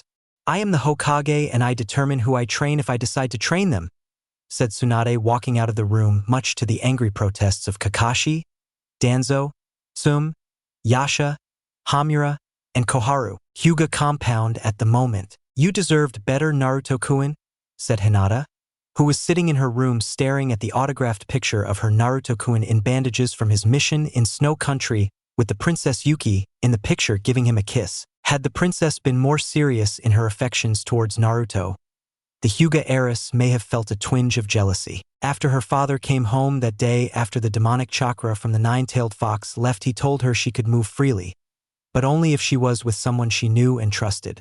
She had gone to find the weapon mistress Tenten, who upon speaking to agreed to help her in saving Naruto's belongings and personal objects that were his from any future harm from the villagers. When they got there, they found the door already kicked in and the place a mess, though most of the place was empty even before the intruders tore it up. Floorboards torn up, the walls had holes in them, and parts that didn't have holes had "Die Demon" and "Go Kill Yourself, Freak" written on the walls in red paint with a picture of a fox with a sword through its mouth. It made Hinata weep and Tenten look around in shock at how people can hate for things beyond your control. After looking around through parts that weren't destroyed by the villagers or from what appeared to be Father Time, they found a wall that seemed to be for the most part unscathed. The two soon discovered upon inspection that there was a very potent genjutsu on this wall that seemed to be long-lasting due to the amount of chakra behind it that Hinata sensed with her Byakugan. After Hinata removed the genjutsu, she found it was hiding a secret room that seemed to hold all that Naruto held dear. The door itself was nearly impregnable as there were so many set of traps, counter-traps to the ones that failed, and several lock mechanisms that made Tenten break out her toolkit. It cost the weapon mistress half her lock-picking arsenal to get through all the locks while having Hinata use her Byakugan to get through the trickier parts of the wall's design. After the last lock was picked and the 50 pounds worth of steel chain had been removed, they opened the door and found all that belonged to Naruto that had value was in this room.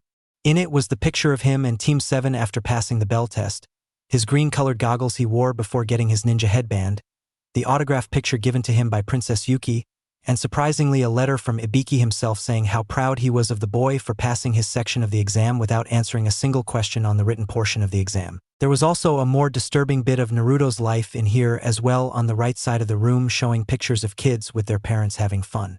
On the wall above the picture were several questions that shook Hinata to her soul. Why can't I be loved? Why can't I have a family? Where is my family? Am I a monster? To see the boy she loved and tried to impress, keep all he held dear hidden away, nearly destroyed her inside. She knew that even with his defensive wall they had torn down, his belongings were no longer safe in this hellhole of an apartment. After she and Tenten took everything, they showed it to her father, Jiraiya, Shizune, and Tsunade, who were just as shocked as the two girls first were. Hinata waited for the woman in her office once Naruto's stuff had been safely tucked and stored away from harm.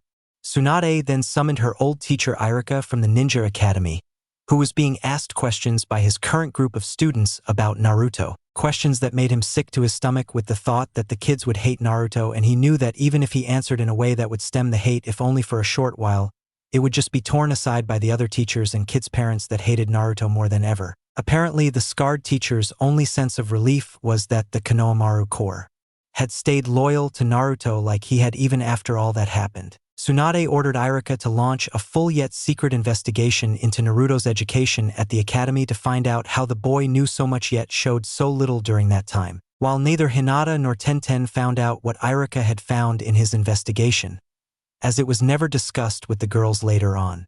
When asked about it by either person, the two who knew the truth let out a great deal of killer intent that was directed at an unseen foe that neither girl could imagine. I have to visit Nijianai-san with Tenten-chan soon, so I should probably go now.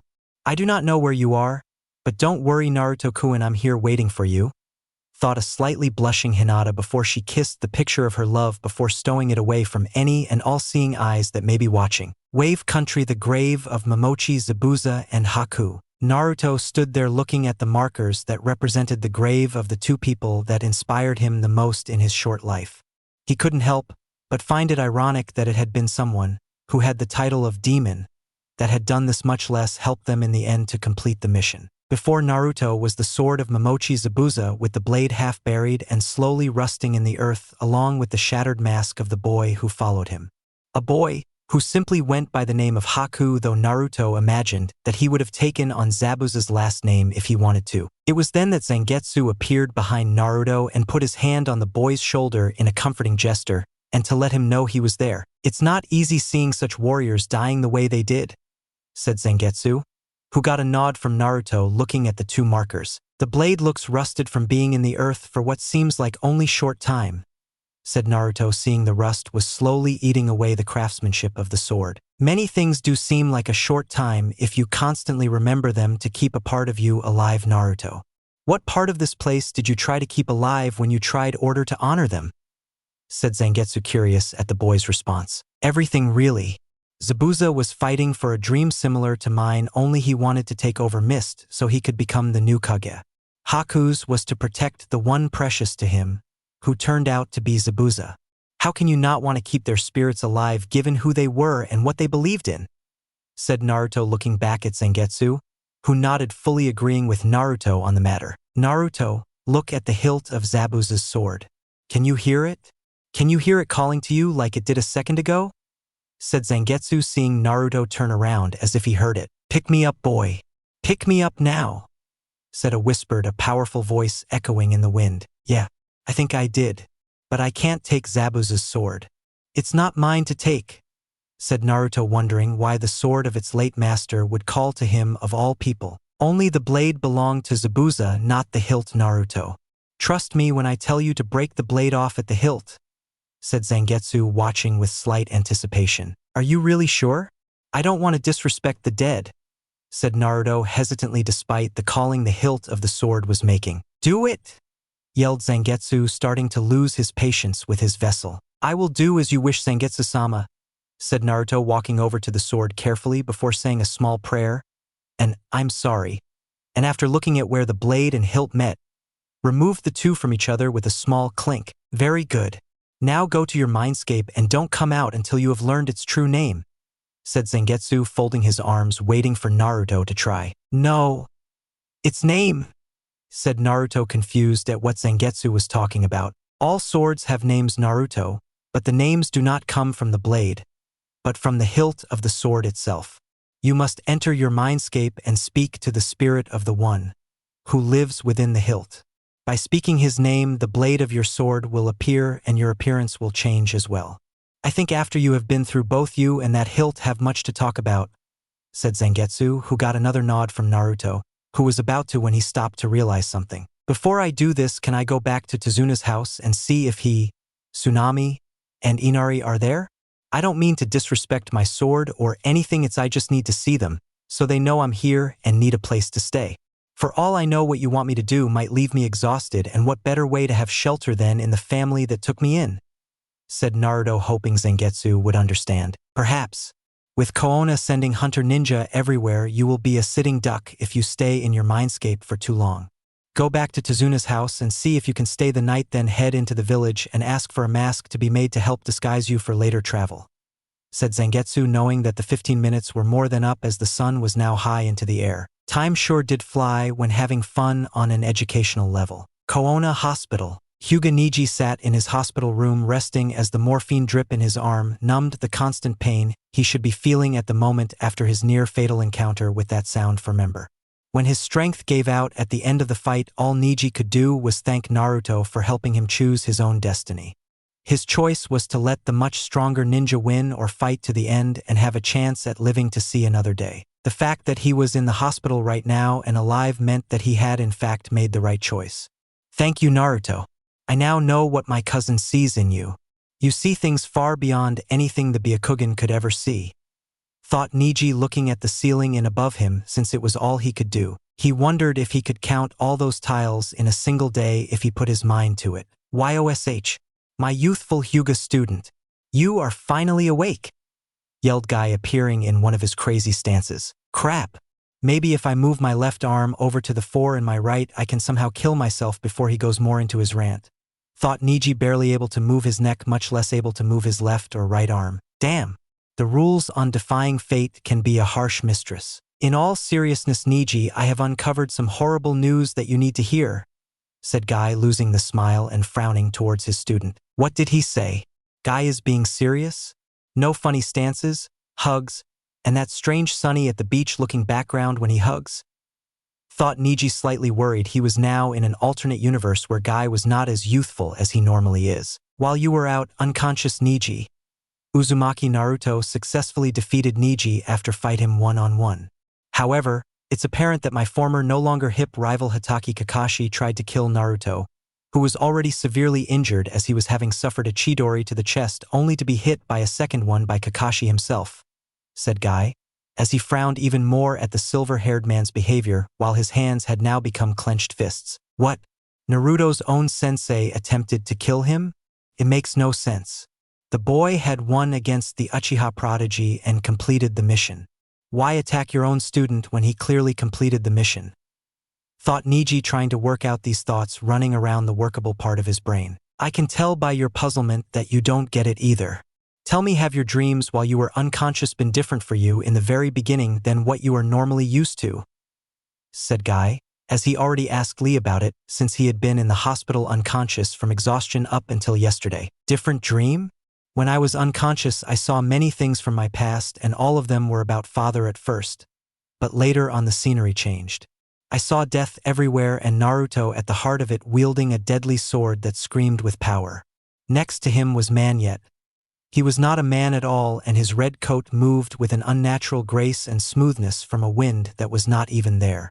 What the weirdest part of the dream was that in the end, before everything returned to normal, the strange figure spoke briefly, but his words kept echoing within my mind, thought Niji, as he closed his eyes trying to remember what it was that man said. In an instant, the memory of the whole event happened and more as he remembered that of a child's voice whispering in the distance. "Did you hear about the warrior who couldn't be destroyed?" said the child's voice as flashes of what seemed to be Naruto fight with Sasuke and, strangely enough, an attempt by Hatake Kakashi to kill the blonde youth. The warrior who couldn't be destroyed?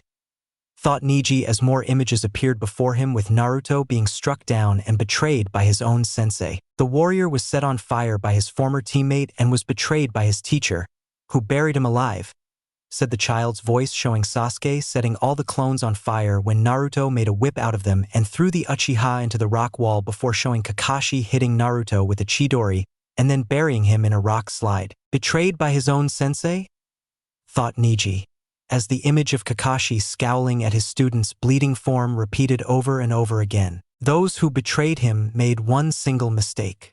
Every time they think he's as beaten, the warrior keeps coming back, said the whispered voice before showing the demonic force behind Naruto's return. Naruto, I had no idea. You truly are one bound by the chains of fate.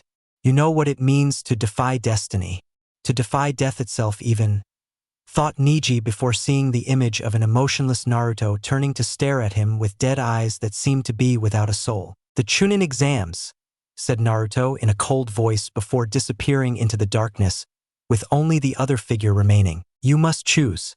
You must choose which side to fight. Hyuga Niji, said the echo inside his head, snapping the boy's eyes wide open. I take it from your reaction you saw him too? Said Guy with his all-serious face was still something that Niji was not used to. I'm not the only one, said Niji while looking at Guy for answers, finally finding his voice to speak if just barely. Lee felt it too when he was brought to the hospital after his devastating fight with an albino, who was part of the sound for that are the bodyguards of Orochimaru, said Guy looking at Niji with an intense look the man never seemed to have before. What does it mean, Guy-sensei? Said Niji before giving up and moving and rest his head on the pillow more. I don't know. As of now, you and Lee are the only ones conscious, so I can't ask the others, and Shikamaru never fell unconscious. Until we talk to the others about what their dreams were like, we have to keep this dream away from the council.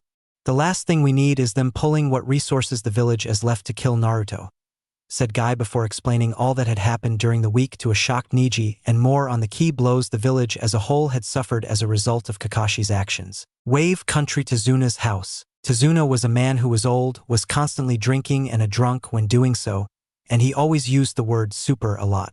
However, the man, no matter how drunk, would never turn down the boy that saved their home from destruction at the hands of Gato. Demon vessel or not, a hero was always a hero, and Naruto to them was a hero. That was the warm welcome Naruto received when he arrived at Tsunade's house when he walked up the steps and knocked 3 times on their door.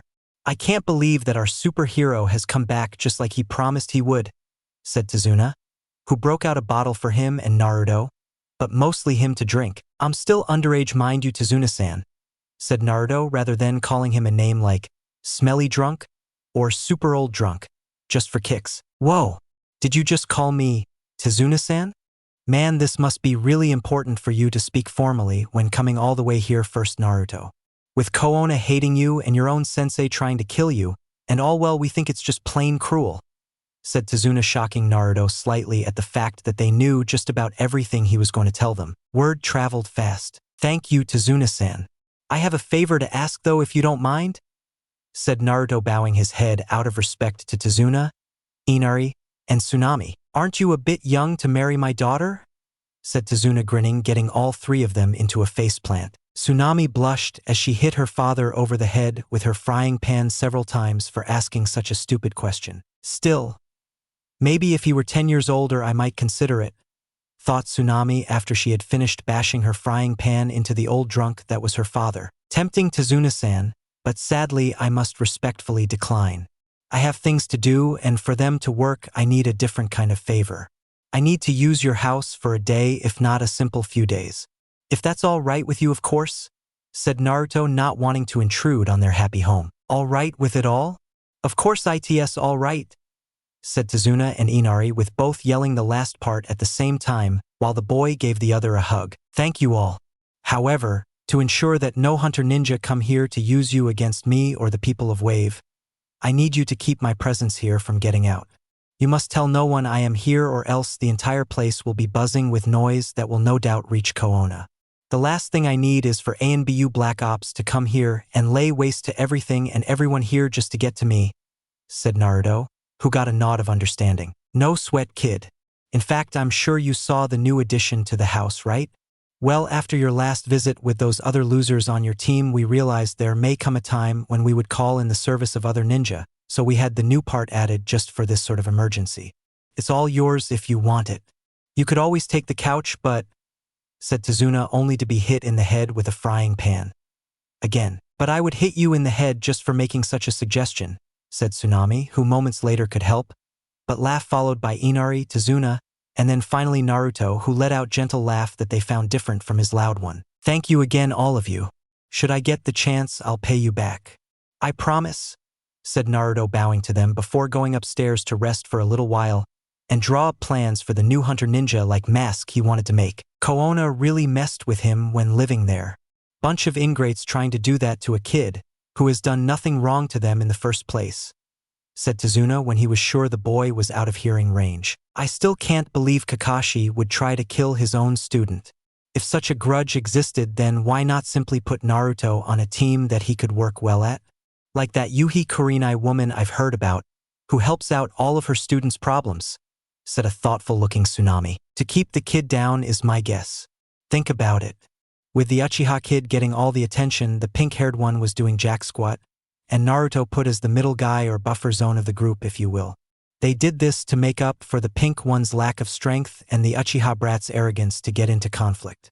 Whoever created that team must have been damn convincing to the third Hokage, seeing as how he or she wanted Naruto dead, plain and simple, said Tsunade, taking a drink of the alcoholic liquid in the bottle. The family trio didn't know that Naruto was still lurking in the shadows, hearing the little conversation he had with his daughter and grandson. I see you are glad that the conversation you had with them was not a show just to please you out of fear of me, said Zangetsu in Naruto's head, who nodded as he felt that this couldn't be his home away from home unless he was absolutely sure of it. I trust them, it's just that I need to make sure that they trust me, said Naruto, reaching the room, which he saw was really big compared to the room he stayed in the last time he was in the house. The size of the addition on the outside did not do the place justice when compared to the inside of it all. Understood.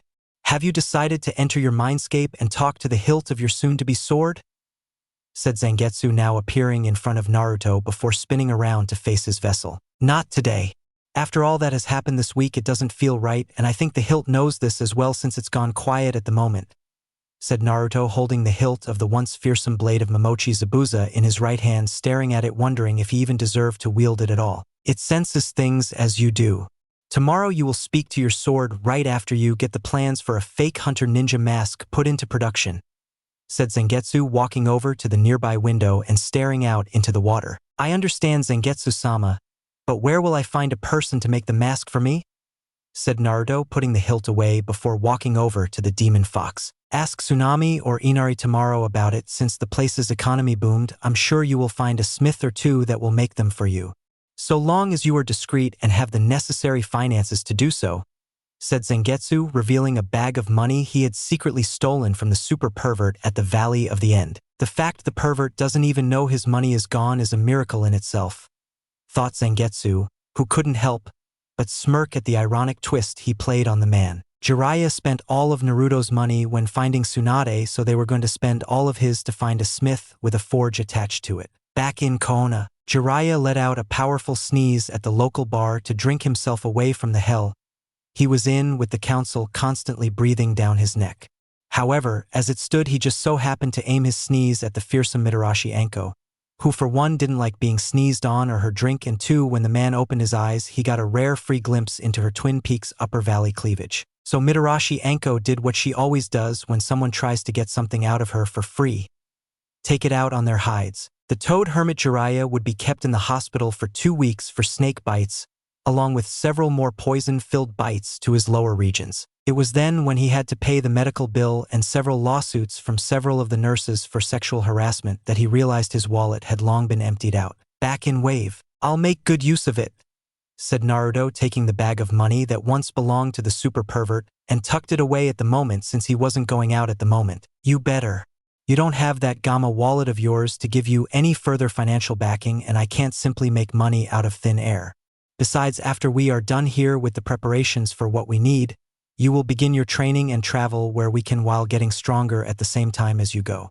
You may have to hire yourself off as an S-class missing ninja to get money for future expenditures, said Zangetsu, seeing as how they would have to be constantly on the move since the great power that would be running through Naruto combined with his newly named sword would not and could not be fully contained. Thanks again, Zangetsu-sama. I think I'll sleep now, said Naruto, falling onto the large bed, and after putting his sword hilt on the nearby nightstand shortly fell asleep with the almighty presence of Zangetsu sitting in a chair next to the bed patting the boy's hair like a father would a child. Naruto, you truly are an amazing kid. Do you even know why there was small lake of water on the ground in your mindscape? It's because when you are sad it rains in your head, signifying your unhappiness. When you're angry it thunders with lightning. When you have a rare happy day it's a clear blue sky above where the ceiling should be. Know this, Naruto. I will give you all the power you could ever want, just don't make it rain in that place anymore. I hate the rain and always have when I was lonely in that cage. I tried to reach out to you once during the Chunin exams, but Orochimaru hit you with that 5 elemental seal to prevent such a thing from happening. The process knocked me unconscious for a time and disrupted our chances of communicating until the seal was released. When I first met you, I thought you were worthless like all the human flesh rats out there in the world. But now after I see all that you've been through, when I see you, Naruto, I see the son that I always wanted, said Zangetsu before turning his head to the now quiet sword. But if he tuned his senses a little bit more, he would have heard laughter and the talk of the demon getting emotional or something like that. When the time comes, and it will, Naruto will get every one of his dreams fulfilled. On this day, I swear it will come true, thought Zangetsu before retreating back into his cell for his own amount of rest. Sound Village. What do you mean the mission failed? Said Orochimaru, looking at Kabuto, who had to use all of his willpower to not shake like a frightened rabbit. In front of a snake, frightened rabbits get eaten. Our men at the meeting spot reported in saying that all of the Sound Four were killed and the Uchiha was defeated by his former teammate, Uzumaki Naruto, said Kabuto, as he kept his head down as he kneeled before his master, not trusting himself to look up. Kabuto may be able to heal near-fatal wounds, but he couldn't regenerate a severed head. Uzumaki? The Kyuubi brat. How? My curse seal on Sasuke should have more than enough strength to take down the Kyuubi's chakra no matter how much power the kid uses, said Orochimaru, clearly upset that his chance at achieving his prize had been taken away. The Kyuubi's chakra, I have no doubt, Orochimaru-sama, but what about the demon fox and the boy's chakra combined? The boy already had an immense reserve of chakra even without the fox being inside of him that had dwarfed Sasuke's by far, said Kabuto, trying to give his master a part of an equation in the fight that they had overlooked. True. It is possible that during the fight the vessel and the fox acted as one, giving them more than enough power to defeat Sasuke-kun. Where is the fox vessel now? Said the snake Sannin, calming himself ever so slightly, trying to gauge what his next move would be. According to our spies within and out of Koona, the boy's own sensei Hatake Kakashi tried to kill him mere moments after the fight was over. He left the boy for dead after he buried him in a rockslide to die. That tower of chakra we saw and sensed coming from the Valley of the End was the after effect of Naruto using more of the Demon Fox's power, and for the moment has gotten all of Koona all caught up in fear of being attacked, said Kabuto, further informing his master what else had happened during the week with his spies from the other villages besides Koona. Really? I imagine Koona will be not as illustrious when they host the Chunin exams again in few years because of all the blows Naruto involuntarily delivered to them, said Orochimaru, smirking his smirk that would have made Kabuto shiver even more had he looked up to see it. As of now, Naruto is in hiding, but I imagine Akatsuki is looking for him as we speak to extract the Kyuubi from him. Now that he has no one to protect him, they will see him as an open target and will not miss this chance to bring him to that place, said Kabuto, who thought he heard the Sannin shiver at the thought of that structure being around him, but it could have been his imagination. I hate that thing. Still, we cannot get involved in the Akatsuki's affairs in regards to the boy no matter what. If anything, the boy may prove useful in weakening the organization to launch our own attack on them down the road. For now, we have other pressing matters to attend to in our own village, in rebuilding our forces from the failed invasion and in finding potential replacements of the Sound Four, said Orochimaru, since the village was still new and needed to refill his ranks with strong shinobi. I'll start looking at potential candidates right away, Orochimaru-sama, but what about the possible retrieval of Uchiha Sasuke? Said Kabuto, as he proceeded to rise to his feet. Leave him alone for now, since I don't need his body for a while. If anything, the leaf will spoil the child silly with jutsus and techniques to keep him happy. When the time is right, we will flaunt our power to make him come to our side, and then after I teach him everything I know, I'll take his body, giving me exactly what I need to be the ultimate shinobi that not even Uchiha Itachi will be able to defeat. So I take it we will have to wait until the next Chunin exams then? Said Kabuto, since it was the only time that was perfect when they could actually strike. Yes. Still, in case such an event that the mission to retrieve the Uchiha fails, I want you to find me another body to enter as a backup plan. The last thing I need is for my minions to fail me again, and I don't have a body to enter when this one fails me, said Orochimaru, since that would have been the case had he not found one suitable for him at the moment. As I said, I will begin right away at looking at possible candidates, Orochimaru-sama, said Kabuto, walking away from his master to do his job set out by his master to do. Wave Country. Next day, Naruto awoke fully focused on what he wanted to do for this day as he got up from his bed, stretching his limbs out until he heard a popping sound in all the necessary places. Time to shower, get something to eat, and then get to work, thought Naruto before setting out to do his necessary things for the day. As the boy took his shower, Zangetsu waited just behind the closed door, deep in thought about the enemies that the boy would need to kill and who to kill first. Naruto could go after the Sound Village first, but they are not on good terms with this Akatsuki organization that is after me and my kind. If I have Naruto go after the Akatsuki, it will cause problems with Sound and Leaf, who will fear Naruto's power and possibly form some kind of alliance to get rid of Naruto. Assuming, of course, that the council in its infinite wisdom decides to take away all of the Hokage's power for their own personal gains and needs. Maybe rather than go right for his enemies, Naruto should make some new allies he can count on in the future should he need them, thought Zangetsu, as he already had allies, but some more couldn't hurt, especially if they were allies who could be helpful in a fight. Naruto exited the room wearing towel around his waist with soaking wet hair that at an angle made Zangetsu think of the fourth Hokage.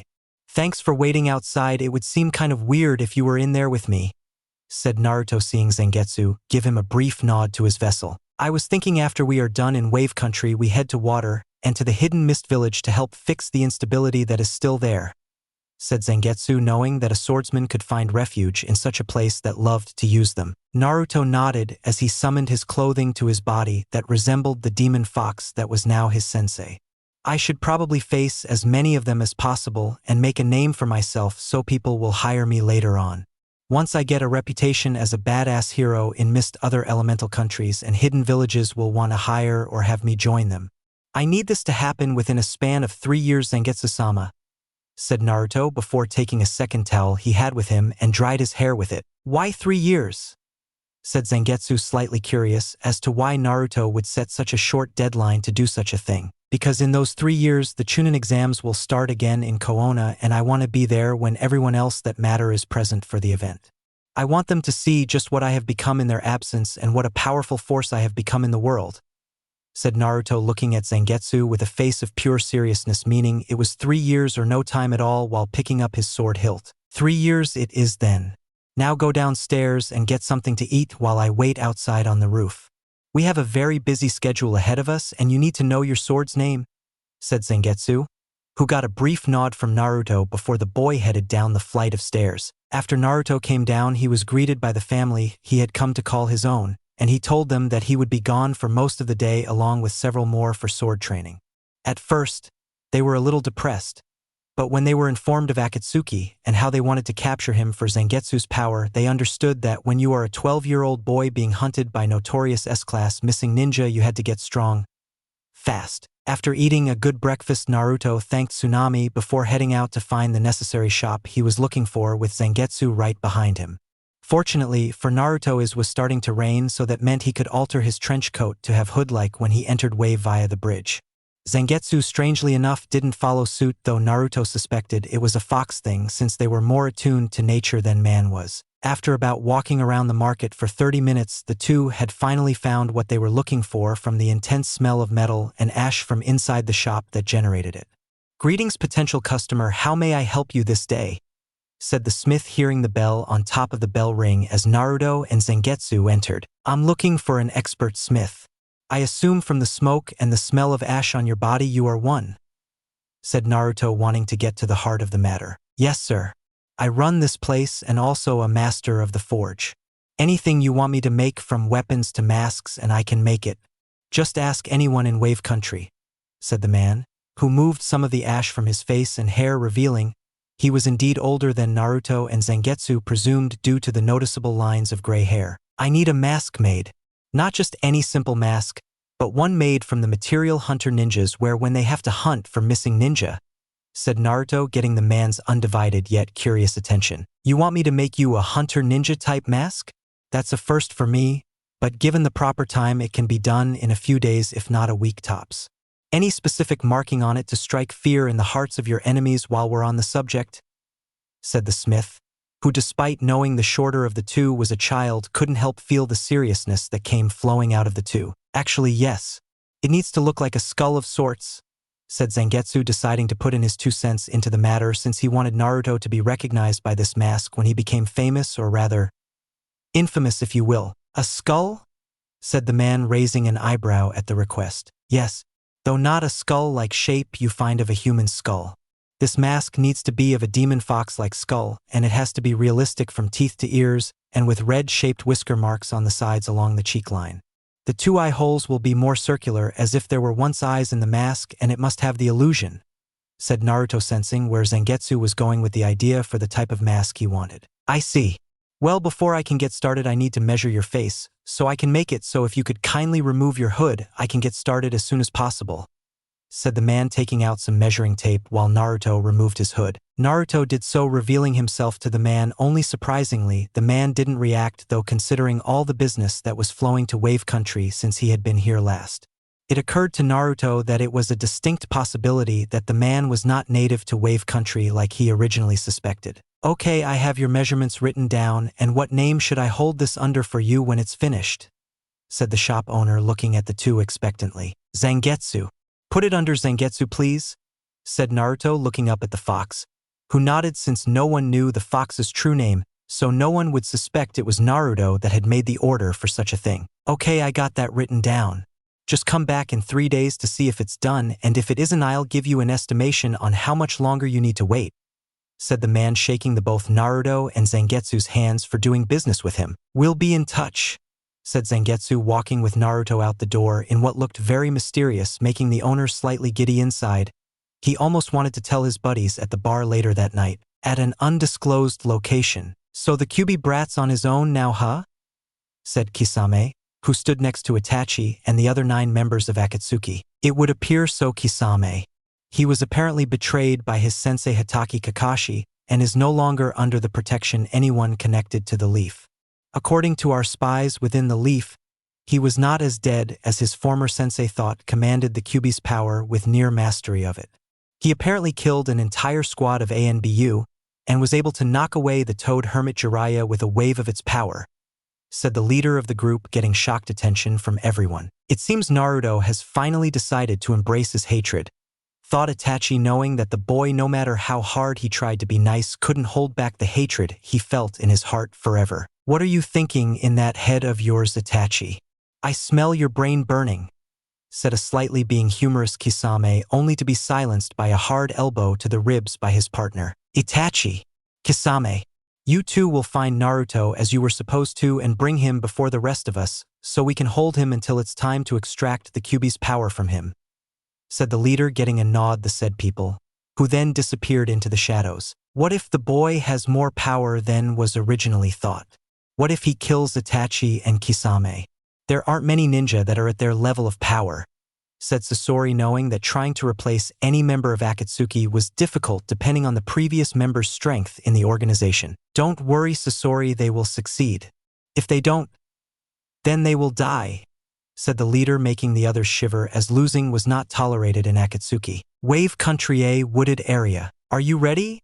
Said Zangetsu, looking at his vessel as the boy stood, standing about 10 feet away, holding the hilt of the sword in his hand. Yes, Zangetsu-sama, said Naruto, knowing this couldn't be put off any longer. They had left the market district with ease and headed to an area not far from Tsunade's house. So should the Naruto ever become exhausted or unconscious due to this happening, Zangetsu could get him to the residential area to recover in moments. Then go, said Zangetsu, watching his vessel close his eyes to head to his mindscape to find the spirit of this sword to speak its true name. Naruto's mindscape. Naruto had changed the decorum within his mind within the week.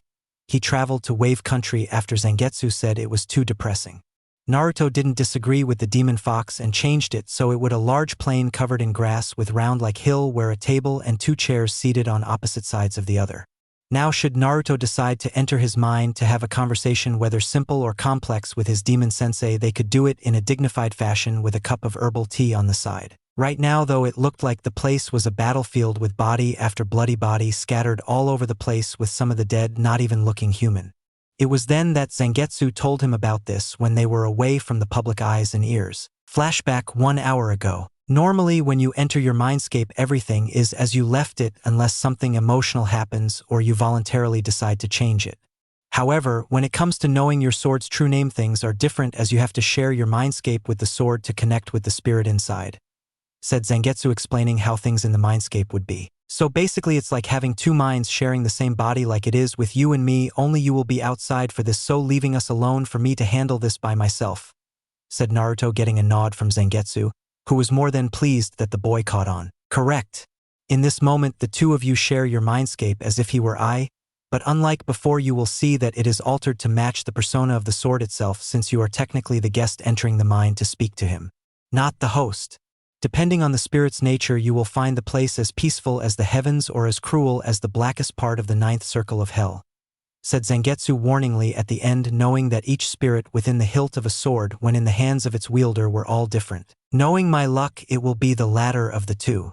Still, if I get the latter of the 2, what most people would call hell, I'm gonna call home, said Naruto, smiling while having every intention of taming the sword. After all, when you have nothing to lose, you have no reason to hold back. Flashback ends. Naruto looked at the grisly carnage before him, slightly sickened by it, but considering how he was treated, raised, and the people he had fought in the past, it was something he could undoubtedly stomach for the moment. If he could stand the eyes and presence of Zangetsu when he called him a bastard fox, he could handle this place all the same. Well, look who's dropped into my neck of the mindscape, said a deep voice that, though not as booming like Zangetsu's was when in fox form, it was nonetheless just as deadly sounding, if not more. Naruto turned to the sound of the voice and walked towards the source of it, walking right past bodies, the blades, and the blood that stained this battlefield.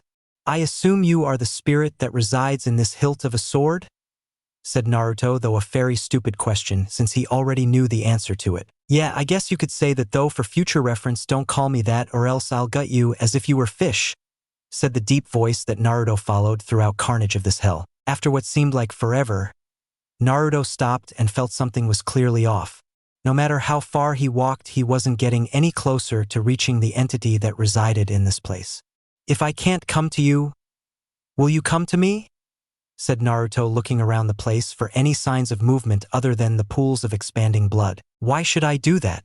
Give me one goddamned reason, good reason why I should even come face to meet you, much less tell you what my name is, said the voice, with the tone sounding slightly like it was a test of some sort. I guess the one and only reason is because I need to get stronger, said Naruto calmly, as he studied the place more to explain his answer. What did you say? Said the deep voice, and Naruto could tell he had hit some spot that could help or hurt him depending on his response. I said I need to get stronger. You are a lot like me, so I think you and I can relate more than you think. These bodies and this battlefield represent you and your nature in regards to your personality as sword. This place tells me that you like to fight because you want to get stronger and you need someone who also needs to get stronger to help you do it. You called to me because out of everyone in the entire world I am the only person who can possibly wield you to your fullest potential in fighting the strongest of opponents. Whether you decide to accept that answer enough to come out here to meet me and tell me your name is up to you. As of right now, I don't give a damn what you think of my answer. That is my reason and I'm sticking to it, said Naruto. Waited as the silence of the place stayed for several more minutes than he thought it would. Must have struck a chord, thought Naruto, wondering what the spirit in the shadows was thinking at the moment in regards to his response. It was then Naruto heard the voice chuckle before it turned to laughter that made Naruto shiver, finding that Zangetsu in fox form and the spirit sounded so much alike. So you figured it out, huh? Not bad, kid. You are as observant as I thought you would be when I made this place as bloody as possible, said the dark voice, which now became a tall and big shadow in front of Naruto before revealing himself and how he looked. Naruto's eyes widened at the figure in front of him as he wore a large blood red and black coat, though it looked like it had seen better days. Black baggy pants, had a black eye patch on his right eye, a thin scar going down his left eye, and hair pointed back in every direction with bells on the tallest points on his hair. Did he mention the guy was huge, well-built, and had a sword in his right hand that was jagged on one side, but flat on another? This guy looks like he could pass for that Ibiki guy's father, or at the very least the big badass uncle of that family, thought Naruto, who saw the giant figure before him give a wicked smile that made Kisame from Akatsuki jealous. It was the type of smile that could make even the crazy purple-haired Anko woman shiver in fear, and to make her shiver in fear was saying a lot. Now that I've seen your face and what you look like, I'm hoping that you would give me the distinct hone in telling me what your name is, said Naruto, looking the man dead in his eye without fear, knowing this warrior could destroy him in his mindscape at any moment in time. The name that I go by is important to me, so never forget, when you need my help or my power in your time of need, when you are lost in the total depths of darkness. My name is the fearsome Zaraki Kenpachi, said Kenpachi, smirking at the boy that nodded before him, clearly believing this name truly did fit such a warrior. Truly a fearsome name indeed. I will never forget it and will speak it with pride. Thank you for telling me you name Zaraki Kenpachi, said Naruto, bowing his head in respect to the warrior before him, who put his left hand on the kid's shoulder before they both started to glow yellow. Kid, I think you and I are going to get along just fine, said Kenpachi, letting out a small laugh before giving Naruto all the power he could handle before the blonde-haired child blacked out. Fox Hunt. The power that exploded out from Naruto was intense to say the least, as yellow chakra shot out of his body, twisting like a corkscrew into the air for all to see. Along with this immense tower of yellow chakra came the appearance of a skull's head laughing in a psychotic manner that would put Shikaku to shame. However, this moment in time that this strange new power revealed itself only lasted for a couple minutes, with the extent of this mysterious phenomenon soon dying as quickly as it appeared. The difference was that instead of leaving with a bang, it left in a whimper of not silence. When Zangetsu removed his hand from his eyes to see the aftermath with a shocked look on his face after seeing power coming out of Naruto. The boy's new power had changed how he was dressed as well, since he was no longer dressed as Zangetsu was. Zangetsu's vessel was now dressed in a large red and black coat with his hair all spiky in the back with bells of all things on the tallest tips of his hair. The sword in his hands had a jagged edge on one side with a flat edge on the other, making anyone who saw it think twice in a fight with such a blade. Zangetsu also noticed that Naruto, despite being unconscious, even had an iron grip on it, as if it were all that kept him alive. Literally. It seems Naruto has taken yet another step towards greatness. But as remarkable as this moment was, he cannot stay here for long. That power was felt as far as away as Koona, if not deep into the heart of IWA, and if they knew who this boy was the descendant of, they would jump at the chance to kill him, thought Zangetsu as he picked up the now noticeably heavier Naruto onto his shoulders, noticing a sheath for his sword laying not far from him. Picking that up as well, Zangetsu teleported away from the area to Tsunade's house, to the room the family had given his vessel. Tsuna. At the moment Sabaku no Gaara was doing what every Kage, whether here or in IWA, do, that they hate with a passion, but cannot kill: evil piles of paper. What the boy needed was a distraction of some kind that would allow him, if only for a moment, leave this pile of papers. Kankuro caught peeping again, Temari having PMS, or even would-be ninja assassins sent to kill him to make a name for themselves. Anything. Never let it be said that Kami never once granted Gaara any of the wishes he ever wished in life. Did you feel that, my vessel? said the words of Shikaku, who normally through force of will and the incomplete seal that was powered by it kept the psycho demon at bay. How are you getting your thoughts out of my skull? Get out, thought Gaara, dropping his writing utensil and sat still like a statue, focusing more of his will into the seal. No, stop, you stupid mortal. I'm not talking to you into killing everyone. For now. I was wondering if you felt that surge of incredible power just now, said Shikaku, who was fortunate that Gaara stopped forcing him out so they could speak more. I felt it, but it's not related to you in any way, so why should it concern me? Thought a slightly curious Gaara before getting up from his desk and walked over to the window to ponder his inner demon's words. That, and to get out of doing paperwork. It's not related to me in that you are correct, but someone close to you. The one person in all the elemental named lands that has the strength to give us our first defeat just not too long ago. You know of the mortal I speak of, said Shikaku, making Gaara's eyes widen at the realization. Naruto created that power? But it wasn't the Kyuubi's chakra at all, or his own chakra for that matter. Did Naruto find another form of strength to call his own? Thought Gaara, as he raised his head slightly, looking to the rim of his vision that could see the sand that was in his line of sight. It is possible, my forever insomnia-scarred host. Kami seems to favor this boy, and we both know what happens when you go against those with Kami on their side, said Shikaku, knowing the last time he protested against Kami, he got his ass handed to him by the all-knowing entity. I do not side with Naruto simply because of that reason, Shikaku. I side with Uzumaki Naruto because of what he believes in and what he will do to those who would try to take such things away from him. What he did to us in that forest area is proof of that, thought Gaara, who winced at remembering that very painful head, but he received dead center in his forehead by the blonde juggernaut. What better way to have your head put on straight than have someone bash it straight for you? Good. At least I have a vessel of principles. Don't get me wrong, boy, I will always be a psychotic demon at heart, but as one of the demon lords I have to, as much as it pains me, to have ethics. Otherwise I'm no better than your filthy species, said Shikaku with great deal of pride in his voice, making Gaara let out a small sweat drop concerning the sand raccoon's personality. Nice to know, I guess. Now stop talking to me and don't even think of trying to possess my body, thought Gaara, forcing the mental voice of his demon away from the realm of mental speaking. You're no fun. When I get out I'm gonna, yelled Shikaku, only to be silenced before he could be finished by Gaara's willpower. Temari came in soon after, looking at her brother as he had his form at the window, as if he had sensed what she did. Did you sense it? Did it come from Naruto-kun? Said a curious and hopeful Temari. It's a distinct possibility, Temari. Shikaku spoke to me in my head only mere moments ago about it, and for once he sounded sane, though it could have been a passing moment. And did I hear you call him Naruto-kun, Temari? Said Gaara, looking at the blushing girl, who looked like she had her hand caught in the cookie jar. Well, he is strong, Gaara, and he is kind hearted to those he considers his precious people, said Temari, hoping Gaara would approve of her potential boyfriend if she pursued it. Such qualities are good for someone like Naruto. He would not mistreat you or hurt you in any way.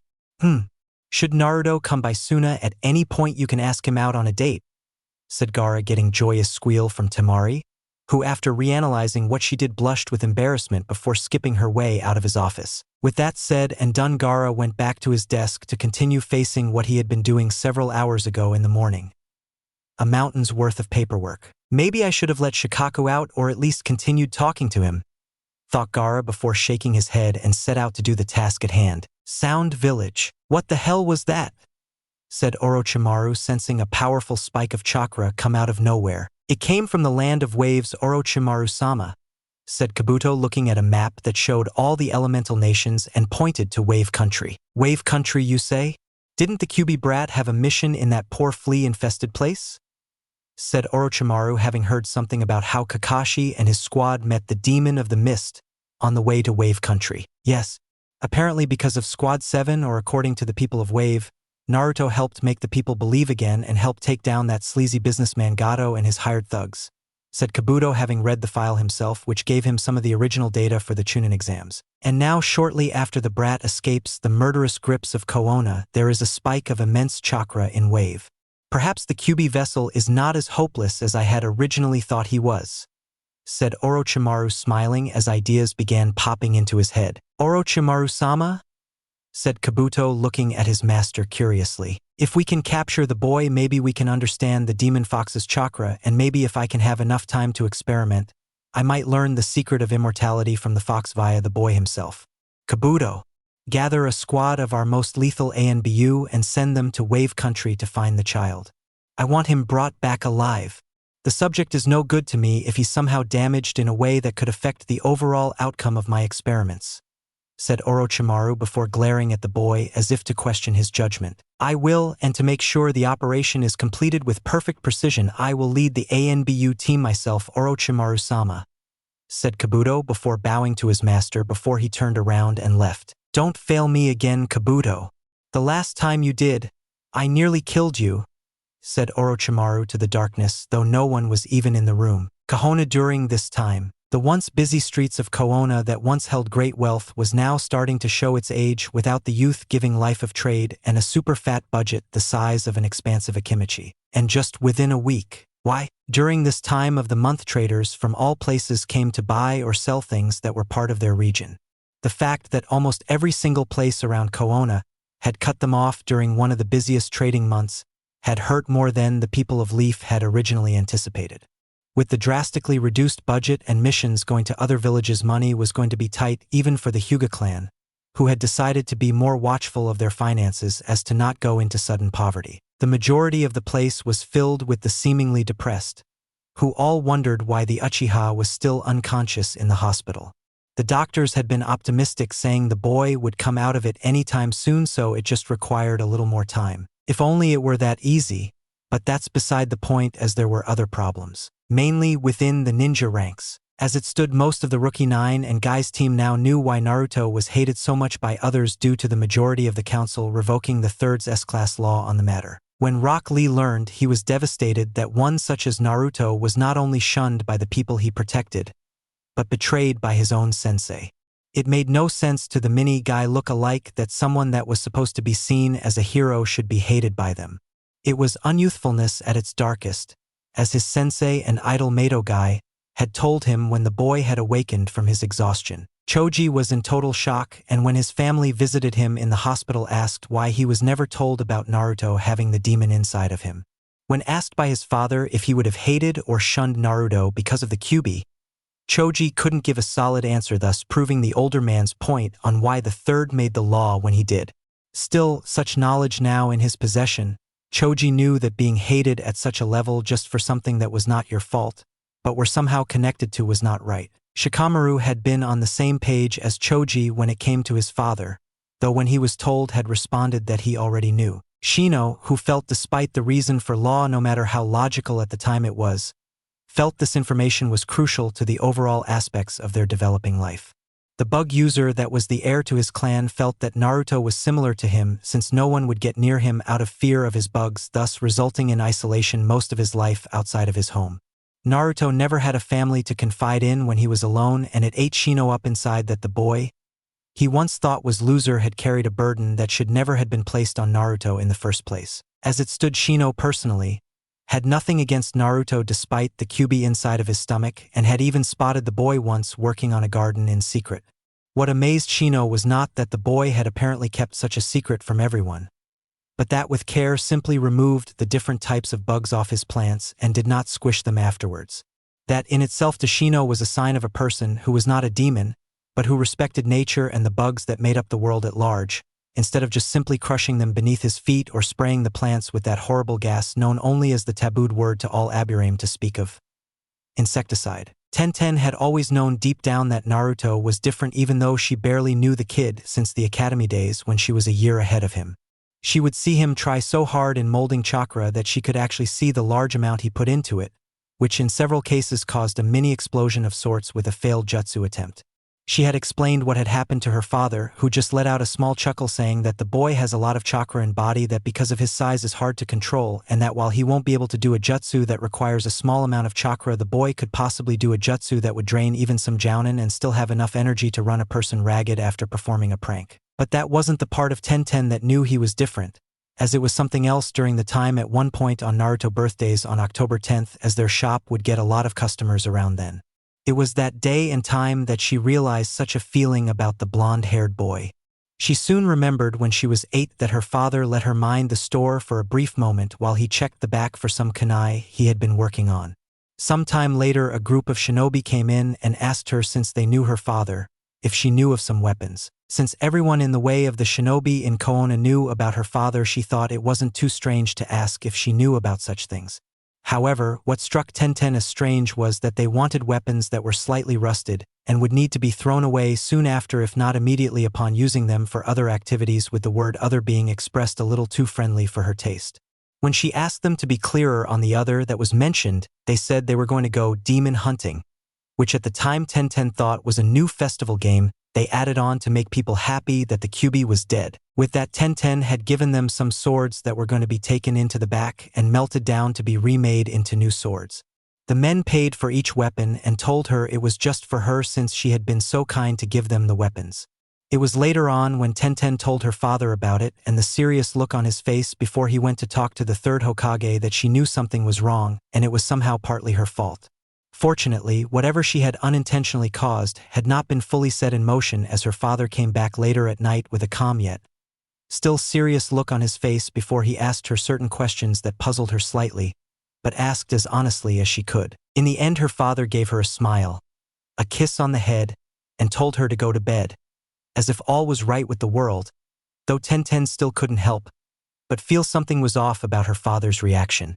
Now that she knew the truth, she understood why her father had been so serious. Those shinobi she sold the rusty weapons to were going to use them on Naruto that night. I can't even look at a sword of that design, clean or rusted, without feeling ashamed of myself for giving those guys weapons. At least from the look on my father's face when he came in, that he and the Sandaime stopped it, if not the worst of Naruto's torture from happening. Thought Tenten, finding herself by Niji's bedside as he slept to regain his lost strength. She would have visited Lee, but knowing him, he would have been loud enough to wake a coma patient as soon as she entered the room. Unfortunately, just as the news of Naruto's demon being told had positive effects in the more open-minded circles, it had negative effects elsewhere. Ino was glad that Naruto was gone despite her father's disappointment in her being so arrogant, which he blamed on his wife, who supported her daughter in the matter. Inoichi shook his head at the two, saying this was why he wanted a guy as the male Yamanaka were not so arrogant as to not see the difference between a hero, a demon, and a damn traitor of an Uchiha. Sakura was of course no different from her mother in hating Naruto, as she was so caught up with wanting to be married to Sasuke to help revive his clan that she simply continued doing what she had been doing all along. All the while the girl smirked over the fact that she got in all those hits on Naruto, the demon spawn of Koona, making her mother exceedingly proud. Inuzuka Kiba found himself following in the footsteps of his mother, as well as her hatred for the boy like Kiba passed on to him when Tsum revealed that it was Kyubi, who was the one that killed Kiba's father, that was her husband.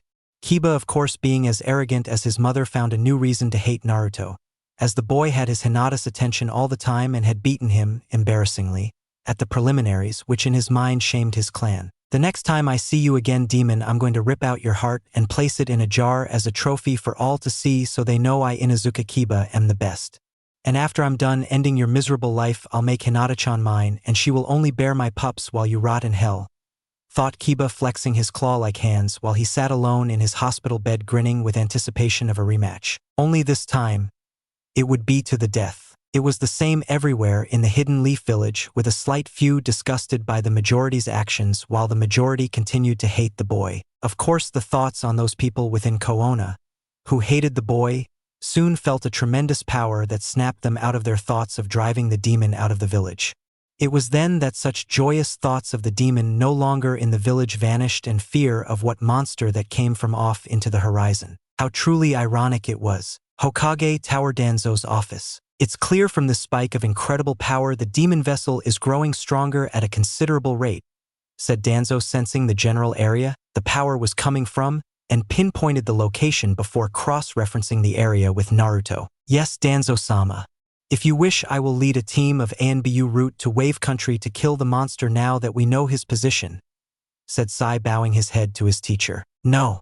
If we do that, it will incite further conflict with the other shinobi nations and rally our older, more spiteful enemies into a mad war frenzy as well. Koona is the strongest of all the shinobi nation despite its current conditions, but even our might is no match for so many foes at once. We need to get the abomination killed on our side of the territorial field to avoid a political incident that would cause reason for the demon's many friends to fight for him as if he were a martyr. We will send out our hunter ninjas as our fellow council members had originally ordered. The only difference is we will send more of them to Wave Country, but nothing else unless he is within Kohona's domain. However, as a precaution, let our spy network outside of Kohona keep their eyes out for him so we can monitor his movements. By doing this, we can anticipate his next move before the demon can execute him, said Danzo, looking at the latest news from his spies elsewhere. What about the 5th Hokage Danzo-sama? If she learns of this, she will declare marital law and destroy parts of the council that will oppose her, said Sai, knowing that to mess with that woman was not the smartest thing to do. Should that woman do something like she will be taken out before she can even give the order for it once started.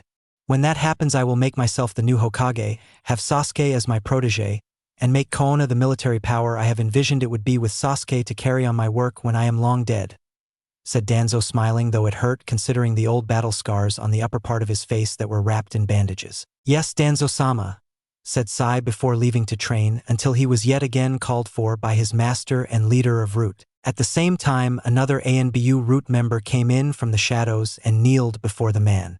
Have certain aspects of Uzumaki Naruto been leaked to IWA? Said Danzo, looking at his Root member with his one good eye. Yes, Danzo-sama. As you anticipated, the IWA are getting worked up into a frenzy and are sending their very best hunter ninja and ANBU after the demon. Now that they know who his parents were, the ninja from IWA are looking for some revenge against the one who helped end the war, said the Root ANBU, who got a nod from Danzo with a small smirk on his face as a sign he was pleased with his soldier before dismissing him. Wave Country. 3 days later, Naruto woke up with a headache the size of Gamabunta, as he slowly got up from his bed with his stomach screaming at him to eat something soon or there would be hell to pay. Man, I feel like Zangetsu-sama beat the crap out of me, said Naruto, cracking his neck until he heard the pressure releasing pop and crack sounds in the joints. You should be so fortunate that it feels like it and that it didn't actually happen. If it had, you wouldn't simply have mild discomfort and a sizable headache, said Zangetsu, as he appeared seemingly out of nowhere yet again to face the boy, who now sat up on the side of the bed. How long was I out? Said Naruto, noticing his newly acquired sword in a black sheath with a blood-red fox head on the side. 3 whole days. Your stomach had been growling mad at not being fed anything except water to prevent dehydration. I had to use my chakra on your body to compensate its loss of food and nutrients in the body and to slow down your digestive system to prevent you from pissing yourself as you were unconscious, said Zangetsu, slightly annoyed at his vessel's stomach for growling so loud for food. And Akimichi's stomach had more tolerance than Naruto's did when it came to hunger. Do Inari, Tazuna, and Tsunami know I'm up here? Said Naruto, getting off the bed before walking over to the mirror to inspect his new look. Of course. When I carried you back, they asked who I was and what I was doing carrying you on my shoulder. It took a bit of explaining on my end, but they understood what had happened and why you were unconscious. They all felt or saw the power you unleashed from awakening the power of your sword when you spoke his name, so you can imagine how worried they were about you.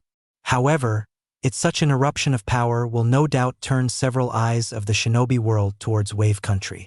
They will send ninja their teams here to investigate the disturbance with some hoping it will lead to finding you, said Zangetsu, knowing that Naruto would know what groups he was speaking of. No doubt they are on their way, or are nearly here depending on who's looking. We will have to greet them appropriately. Right, Zangetsu-sama?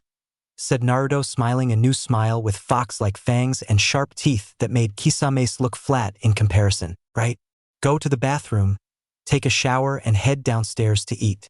We have to see if your mask is ready at the blacksmith's or not, said Zangetsu, seeing Naruto run a hand over his now longer unwashed hair. Oh, it's ready all right. I can feel it, said Naruto, heading into the bathroom to get clean while Zangetsu walked downstairs to inform the trio below that Naruto was awake. For Zangetsu, it felt good, if not for once, not to hide from others around him, and was a wholehearted if not wonderful thing to experience. The sound of waves from the ocean can make even the most violent of beasts become calm given the time and right moment, thought Zangetsu offhand before he wondered if he was getting soft after several thousand years of being alive. The grave of Zabuza and Haku. Must we come here just so you can pay your respects, Kisame? said Itachi in annoyance at the traditions that were part of the village, hidden in mist that still lingered in his shark-faced partner. The two members of the Akatsuki had arrived in Wave Country only moments ago, and Kisame had insisted that they go to Zabuza's grave to pay their, or rather Kisame pay, his respects to the fallen member of the Seven Swordsmen of the Mist. When the two arrived at the grave using Itachi's Sharingan to follow the faint mixture of a chakra trail that was left behind by who they suspected belonged to their prey, Uzumaki, Naruto. When the two had reached the graves, Kisame could instantly tell that Zabuza's grave had been tampered with just a few days ago. Upon further inspection, Kisame immediately noticed that only the blade from Zabuza's sword was left, not the hilt of it. At first, the shark-faced member of Akatsuki remembered the story of how sword hilts sometimes had more than on master. Remembering this, Kisame decided to pay his respects to Zabuza first, before setting out to find the Kyubi vessel and then kill whoever took the hilt off the demon of the Mist's blade. Kisame only hoped the two were related. When the Seven Swordsmen of the Mist was founded and we all trained together to be the best in Mist, we each made an oath stained in our blood to visit the grave of the one who most resembled us the most. Zabuza was my counterpart before you were Itachi, as he was a lot like me before he died. He loved combat and the smell from the blood that would stain his sword when he sliced someone apart in a silenced manner. Even his teeth were like mine, and he knew how to use kunai in a way that no other could think of should one's own arms be useless in a fight, said Kisame, having heard the story of how Gato had been killed by Zabuza, as had Itachi. Barbaric, but effective nonetheless, I suppose, said Itachi, earning him a growl from his blue-skinned companion. A fight is a fight, not some honorable duel you have in a dojo, so don't tell me that being savage in a fight to the death is barbaric, or the manner in which it was done. You of all people should know that since you wiped out your entire clan. Well, almost all of them, said Kisame, smiling, turning to his partner, who stayed as calm as ever. That foolish brother of mine is not an Uchiha. The fact that the power given to him by Orochimaru was not enough to defeat Uzumaki Naruto when summoning the Kyubi's chakra proves just how weak Sasuke truly is.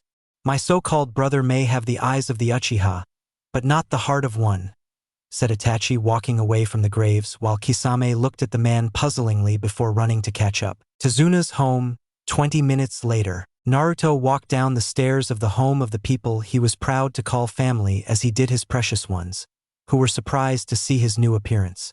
Goddamn kid, when you get a growth spurt you certainly grow, said Tsunade, looking at the kid, who was now nearly up to the old drunk's shoulders. And that was if you didn't count his hair. Naruto hair was now blonde with red streaks around the base of some of it, only now his hair overall was spikier than usual. Another weird thing was that Naruto's hair has bells of all things sticking out of the tallest of spikes of his hair, making a little noise as turned his head, even if T was a small movement. Naruto's recent transformation is because of the powerful spirit that lives within his very sword he now wields. Though the two of them will be independent from the other, Naruto will learn more as time goes on from that spirit and from me during our travels through the various elemental lands, said Zangetsu, knowing his words at the end would depress the family that took them in. But he knew it couldn't be helped. So did Tsunade, Inari, and Tsunami. Stay for a little while longer, please, Naruto and Isan, said Inari, hoping the boy he looked up to as a brother would not leave so soon after such a seemingly short visit. I will be around for a little while longer today, Inari, don't worry. I have to go and pick up something from one of the shops, but once I do I'll come back to say goodbye. For now anyway, said Naruto, cracking a small smile at Inari before ruffling the smaller boy's hair. Promise? Said Inari, knowing that Naruto would follow through with a promise no matter what. Promise, said Naruto before walking out of the house and waving back to the family. Blacksmith's shop, 15 minutes later. So how do you like it? I made sure it was done with the finest care and precision you could ask of any craftsman of my art, said the shop owner, watching the boy gaze at the mask with a piercing gaze, as if to look for a fall that was not there. The craftsmanship is indeed impressive, Sano-san. You should be proud of yourself for making a work of pure art for us. How much does that come to? Said Naruto after he had finished looking over every single spot of detail and giving it his approval. No charge. I know who you are, kid. Anyone who's anyone in Wave knows your name and your face just enough to know you are the hero that Plaque mentioned, said Sano, who smiled at the boy's slightly shocked face, thinking his new appearance would keep others from recognizing him. Then again, this type of thing was what the mask was for. I see. You will keep my presence here a secret then? Said Naruto, though it was more of a statement than question. When I first arrived here at the beginning entrance to this country where the bridge was connected, I read the plaque word for word and kept it repeating over in my head.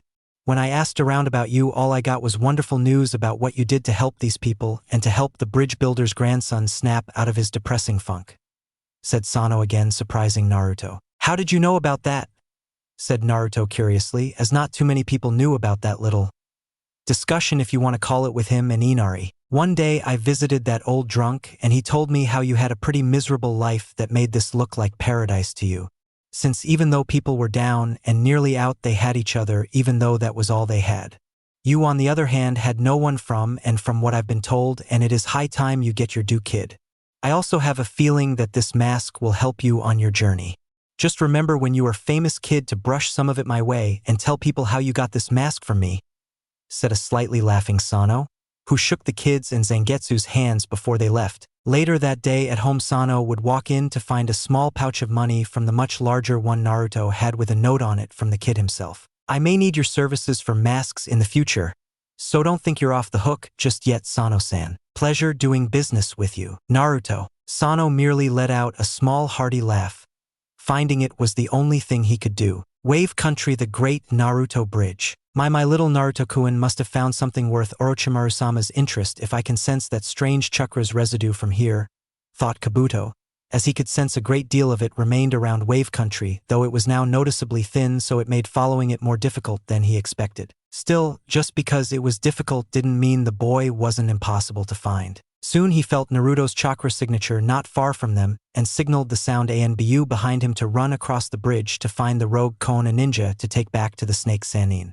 Not too far away from them, Konoha's own hunter ninjas were also heading into Wave Country, only instead of capture they were sent to kill the said fox boy. The gathering of so many ninja to one spot along with the battle that would shortly follow would be the talk of Wave Country for years to come. With Naruto and Zangetsu, Naruto continued to look at the mask in wonder what his friends back home would think if they saw him now.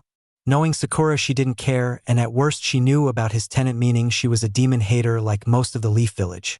Ino would most likely follow since she was infatuated with Sasuke, plus she has a tendency to be shallow in terms of perceptions of others. If Kiba was anything like his mother, then Naruto knew he was screwed out of a friendly rival with the brash Inuzuka, seeing as the apples in that particular family never fell far from the tree.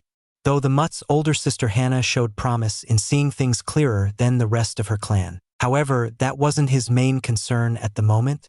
What concerned him was how the news of Zangetsu being inside of him would affect Hinata's perceptions of him. He may appear dumb, but he knew when someone liked another more than a friend and had done so with Sakura on several occasions, even if they were fake. All the same, Naruto knew that Hinata's feelings for him before he left for his mission to retrieve Sasuke were not by any means fake. Would the news of the demon inside of him poison her mind into her thinking he was the actual demon? A monster? Would he forever be alone, never to settle down and have children of his own, who he could tell his story to so they would know how great his struggles in life were? Some things were better left alone. Zangetsu looked at his student/vessel, sensing the thoughts and emotions whirling around in his complex head of his. There were things about his past connection with Konoha that needed to be solved, and solved soon, or else he could never break the invisible chains that bound him to the weight of a guilty conscience. Naruto, it's time, said Zangetsu, snapping the boy out of his thoughts to look at him. Yes, Zangetsu-sama? It is time, said Naruto with very little emotion in his voice, as he put the mask on his head, feeling the inner part of it connect with the side of his face. How does it feel? Said Zangetsu, liking Naruto's new look more and more, giving the boy a more demonic appearance. In just one word? Perfect, said Naruto, as he added chakra into the mask so he could see through it clearly. Good. As you grow and use my chakra, the mask will expand to match the dynamics of your face to fit as time goes by. Also, I've decided to give you a summoning contract for demon foxes to help us on our journey, since using the toads would alert that peeping toad hermit. Show me your sheath kit, said Zangetsu, getting a nod from Naruto in understanding, and removed the said item from his waist. It wasn't that he didn't trust Erosenin, but he couldn't say he trusted him either. One backstabbing sensei is enough for now, and even if I could trust the old pervert, if he were interrogated by the council, any information he finds out could be used against me," thought Naruto before holding out in front of him for Demon Fox. Zangetsu channeled chakra into his hand and placed his fingertips on the sheath where the symbol of the fox head was, making it glow blood red for several seconds. "Now you have officially signed a contract with me and my kin, and it will only work for you since this is your sheath that only works with your sword. Anyone else will have their limbs blown off in trying to use or tamper with it should they learn where it came from," said Zangetsu before turning his attention to the right of him, sensing the approach of several groups of people heading their way. "I sense we have company. What better way to help get a reputation than to kill people from the places I hate?"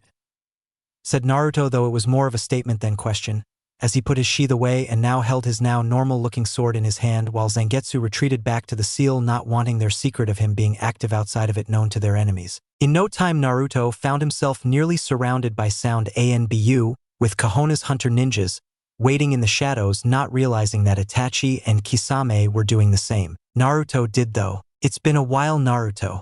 You never call, you never write, and you never come to visit me in Sound Village," said Kabuto, looking confidently at his prey. "Why should I visit you or the snake queer you call a master? Unlike you, I don't have the unhealthy fetishes for long snake-like tongues wrapping around me at night," said Naruto behind his mask, clearly seeing some surprised movements and what seemed to be silent snickering at Kabuto's expense. "Such inferior insults will not goad me into fighting you on your terms, Naruto, though I must admit your new appearance is much better on the eyes than it was with that jumpsuit you used to wear. What color was it again?" "Orange," said Kabuto, smirking, hoping to get Naruto angry and attack him instead. "Considering how much people hated me, I was lucky to get anything at all. People would constantly overcharge me for stuff and I couldn't afford it. My home of an apartment no doubt would make one of your prison cells or experimentation rooms seem likable. You were never nearly starved or beaten to death, and at the hospitals they even tried to poison my food on at least 3 different occasions. You think by bringing your sound ANBU here that you have the advantage? No, it's the opposite, and if you think it's bad now, just wait until I send you and your squad members back to Sound in one big bloody bag to your all-great child-molesting pervert of a snake that is Orochi team," said Naruto, his mask's eyes glowing a dim red as he spoke. "Big talk from just a small kid who failed the Genin exam 3 times and only passed on the whim of a Chunin, who took pity on you," said Kabuto, though in his mind his warning senses told him that this kid was much more trouble than he thought. And his senses were never wrong. "Considering how many people tried to stop me at every turn, I'll take anything I can get in terms of advancement to victory. Kisame, Itachi, and you piece of monkey shit excuses for Koona hunter ninjas, get out here now," said Naruto, getting shocked expressions and movements from all 3 groups. "Not bad, kid, you sensed us even though we were hiding all our power," said Kisame, as he revealed his shark-like teeth in a smile. "It wasn't hard. You're big, blue, and you look like a mutated dolphin. Plus with you around, Itachi is not far behind," said Naruto, getting a snarl from the shark man, while Itachi, despite the seriousness of the situation, smirked, knowing all the things Naruto just said were true. "Mutated dolphin, huh? Maybe you'll think differently when I shave your legs off," said Kisame, drawing out Samahata, ready to do some damage to Naruto. Remember, Kisame Akatsuki wants Naruto alive. If you do manage to wound him, don't make it lethal or else Leader-sama will make us pay dearly, said Itachi while eyeing the hunter ninjas and the sound ANBU carefully. "We can't let you take him back to Akatsuki, Itachi-san. We are under orders to kill the demon boy on sight.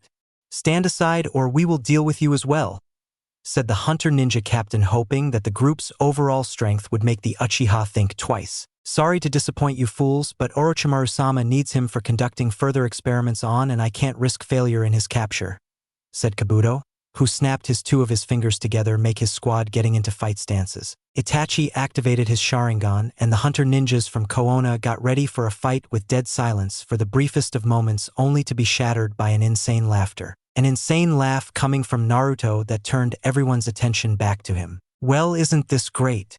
So many people want me alive or dead, yet none of you can agree on which one should get first dibs.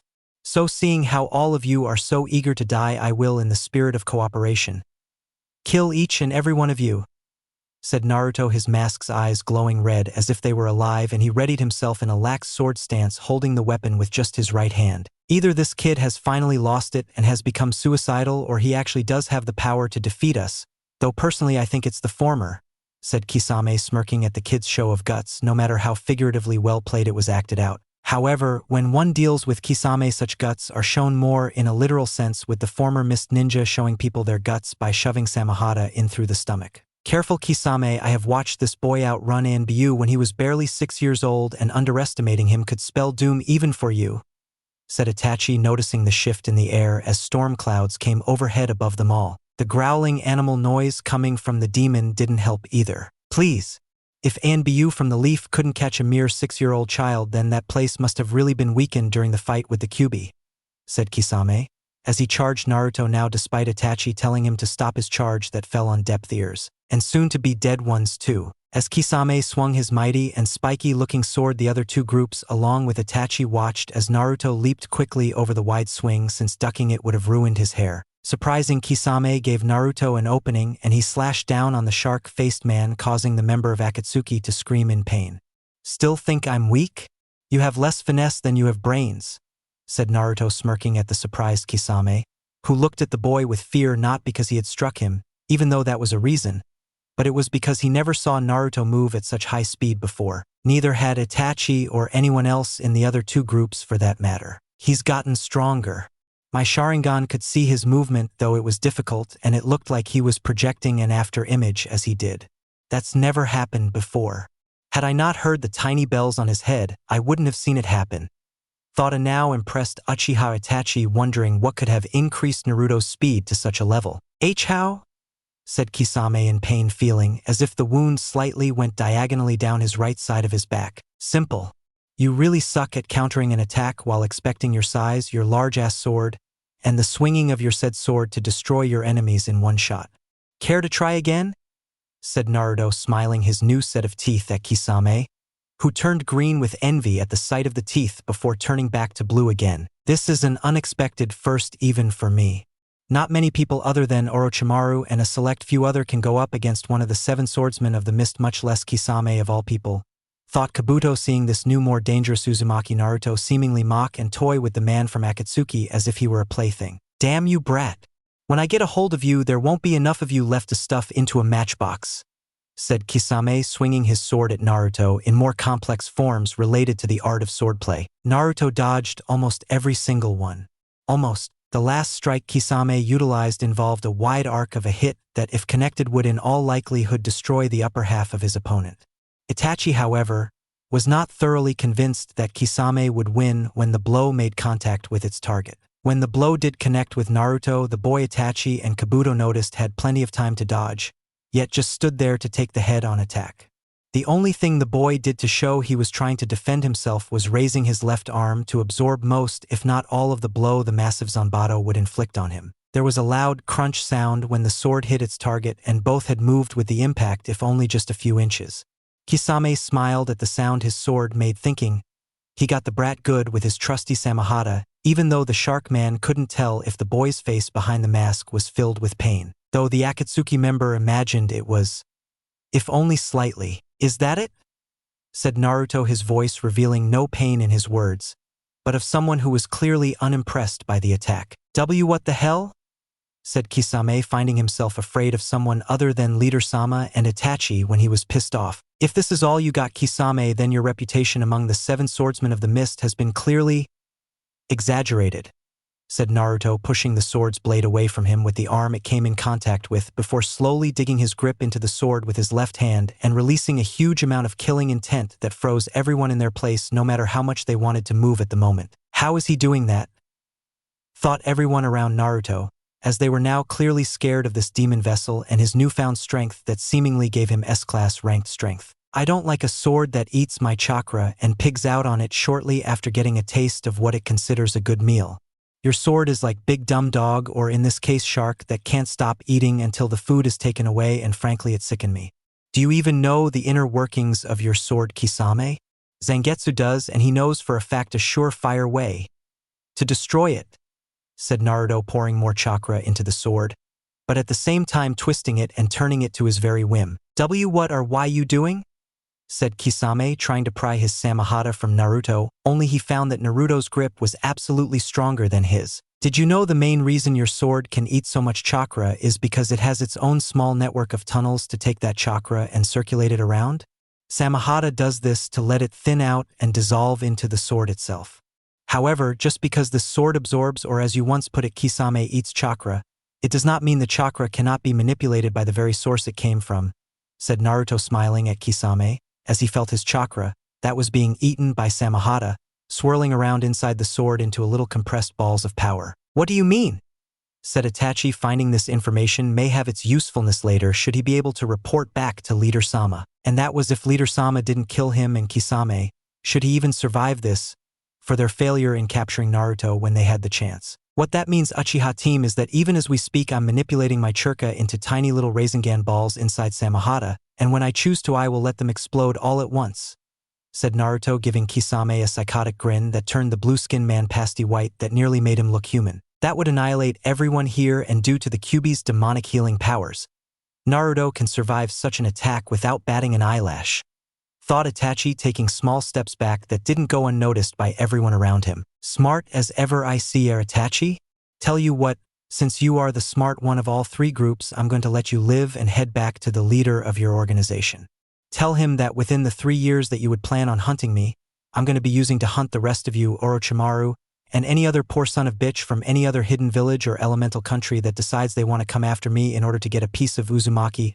Naruto, Kenpachi, said Naruto demonically at the end, though he did not know why he added the name of his sword to his, but he would have to worry about that later as his left hand started glowing blue, red, and yellow at the same time. Meanwhile, Samahata started making noises as if it were a large girder being stranded by some unforeseen pressure attacking it.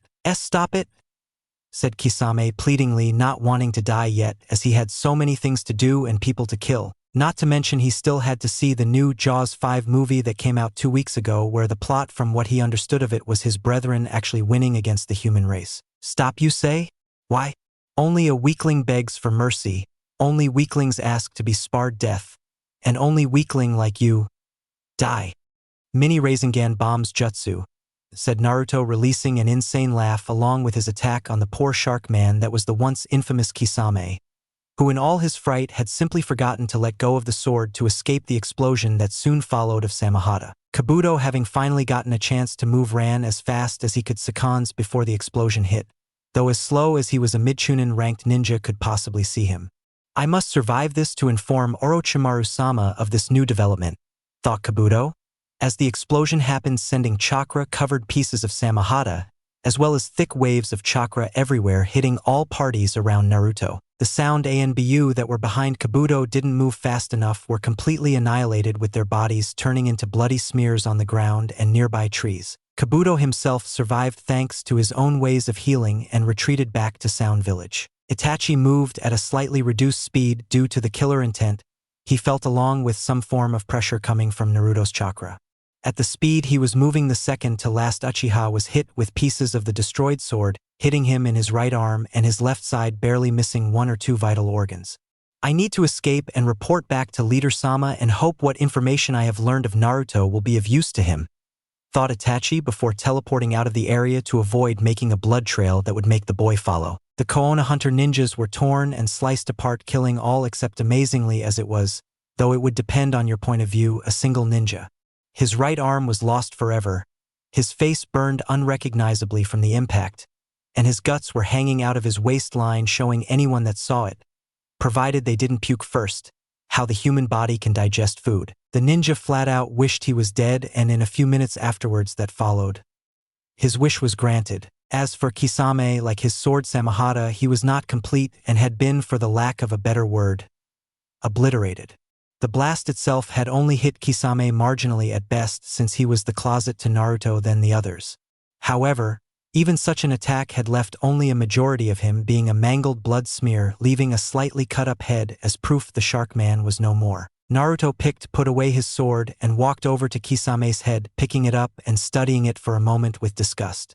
And here I thought, with all you guys around me, I would have to call out the true form of my sword after I called his name.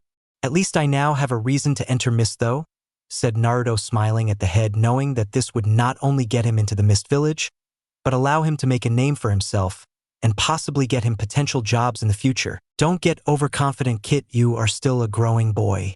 Next time the dangers will be greater as your enemies will come out more in force when word gets out about what you did here, said Zangetsu, appearing next to Naruto, and put a demonic preserve seal on Kisame's skull to avoid any further decay. Still, this will be interesting nonetheless.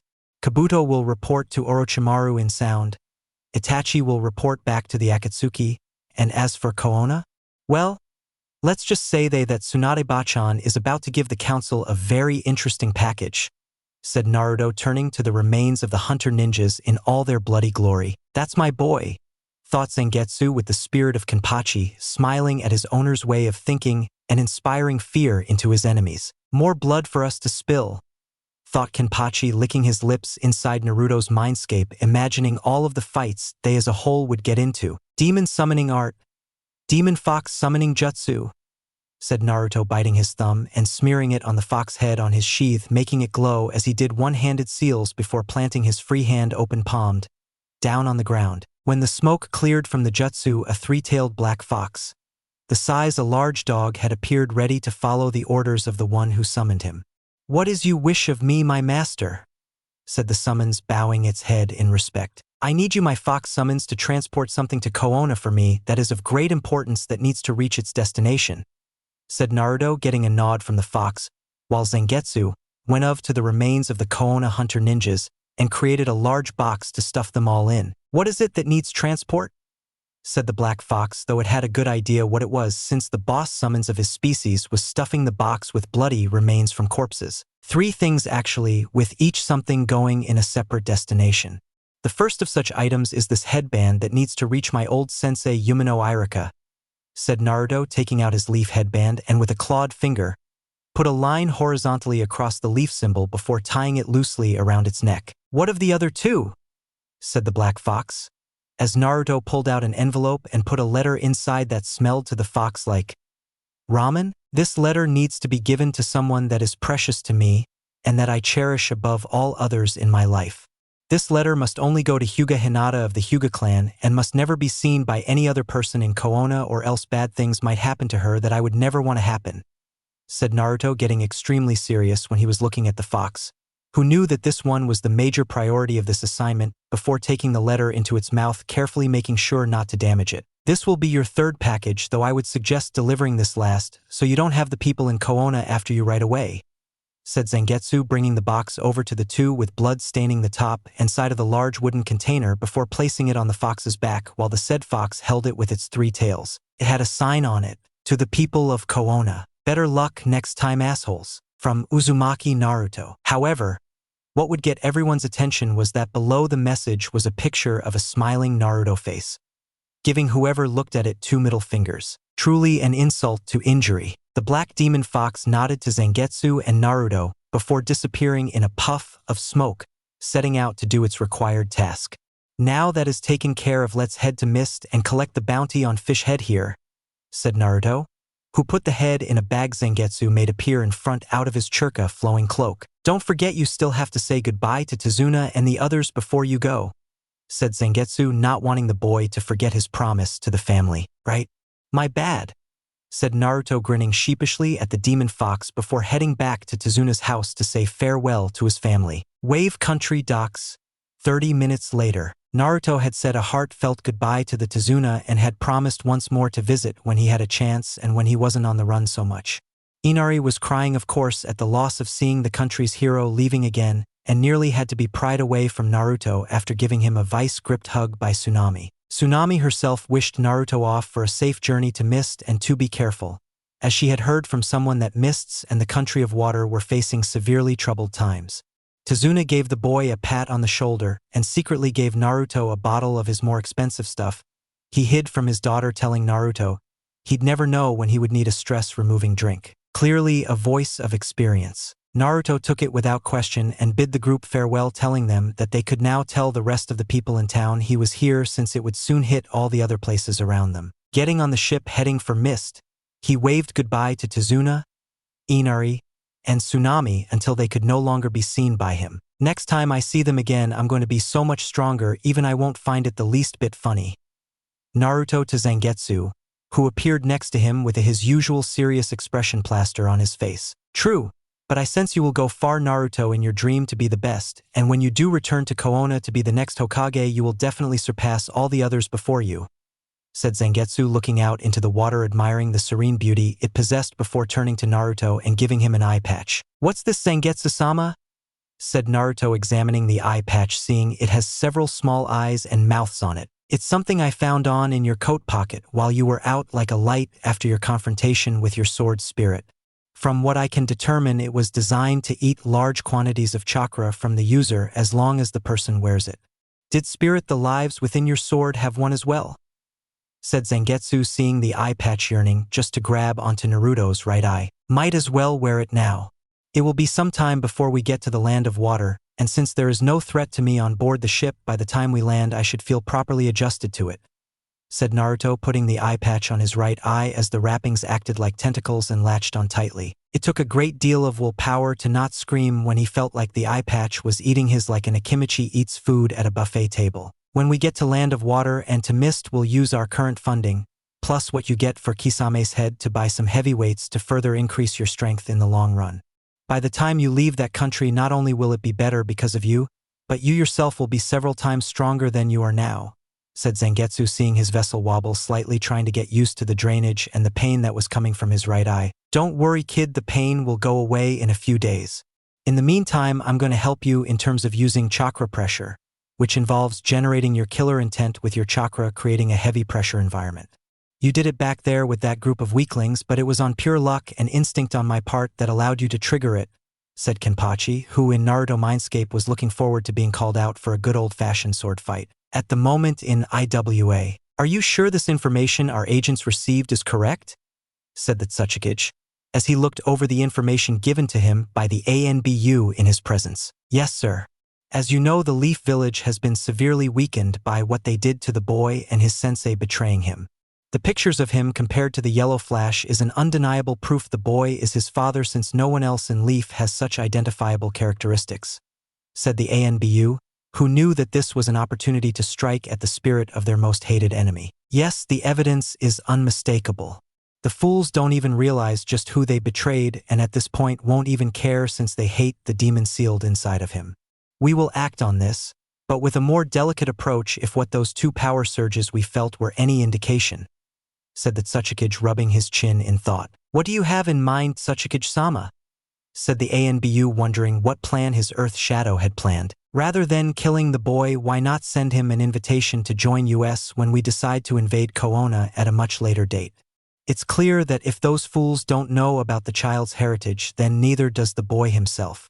Have our ANBU and spies throughout the other lands look for him, but when they confront him they are to offer him the chance to join our ranks, said the Tsuchikage, smiling a sinister smile at the shocked ANBU. Join us?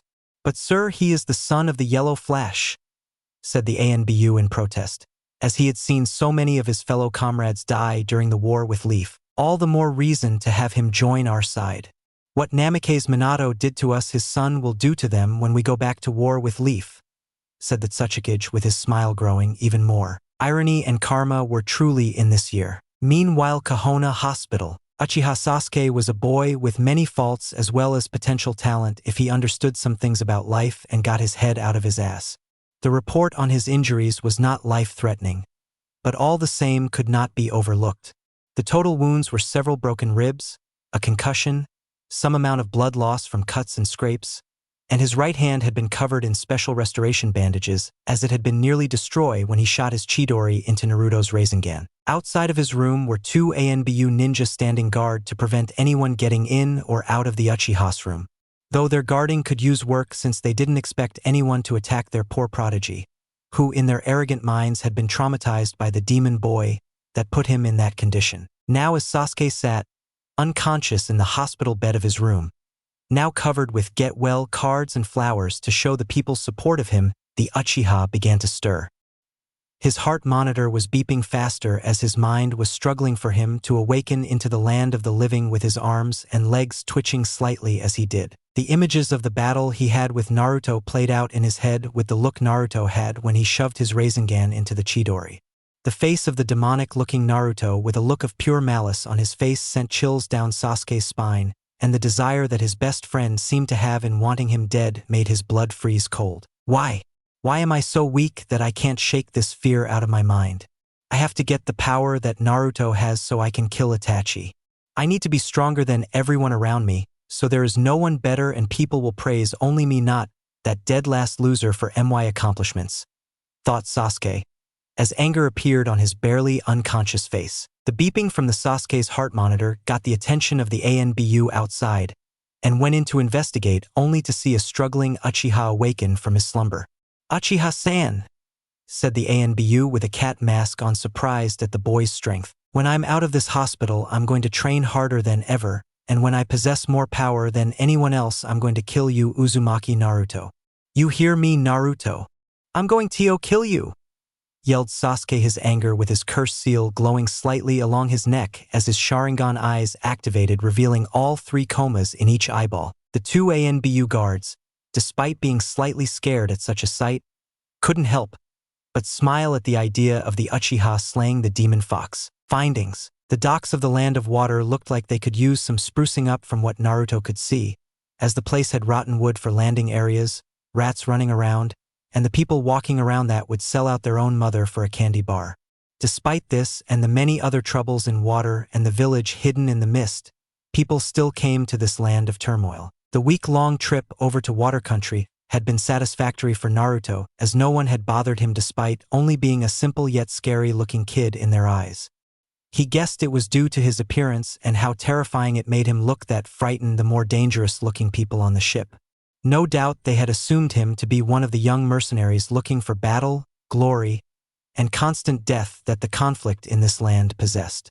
The unrest in water called for many mercenaries to join sides that could potentially pay the most, creating a hole of chaos that needed to be closed. The only way to end bloodshed is to have one who can create even more to get their attention, Naruto.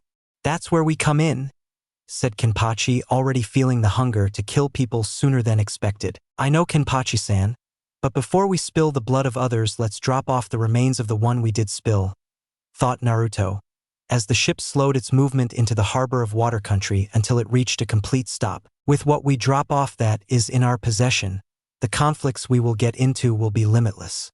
"I love it," said Kenpachi, feeling the pre-verbal itch to kill that he wanted to scratch grow even more. "I'm sure you do, Kenpachi, but you must still control yourself, even if it's only a little bit longer," thought Zangetsu in Naruto head, sitting in the mindscape on the hill reading a good book, The Art of War, by Sun Tzu, while sipping some herbal tea. As Kenpachi sat in a tree on that hill that gave Zangetsu his shade for reading his book, Naruto wondered about Hinata and how she would react to his letter.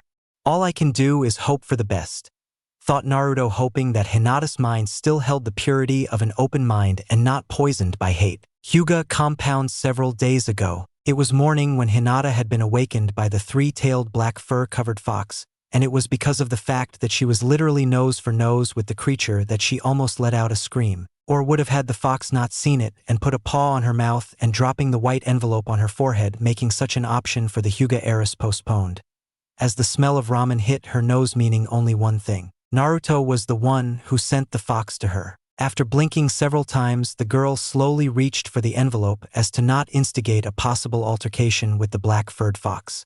When she picked it up off her forehead, she saw the fox blink at her once and remove its paw from Hinata's mouth before backing up away to show it was not a threat to her. Carefully, Hinata opened the envelope, wondering if this was some dream, and found that a letter was inside that apparently was addressed to her. "Naruto-kun sent me a letter.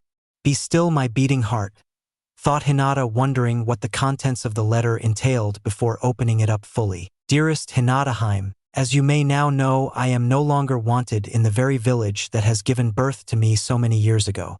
I had hoped against hope that certain events would arise to prove that I am friend and not foe to those whose hearts and minds are closed by their hate. However, I find that such things are not the facts, but rather the opposite, as was the case with Hitaki team driving his original jutsu into my chest.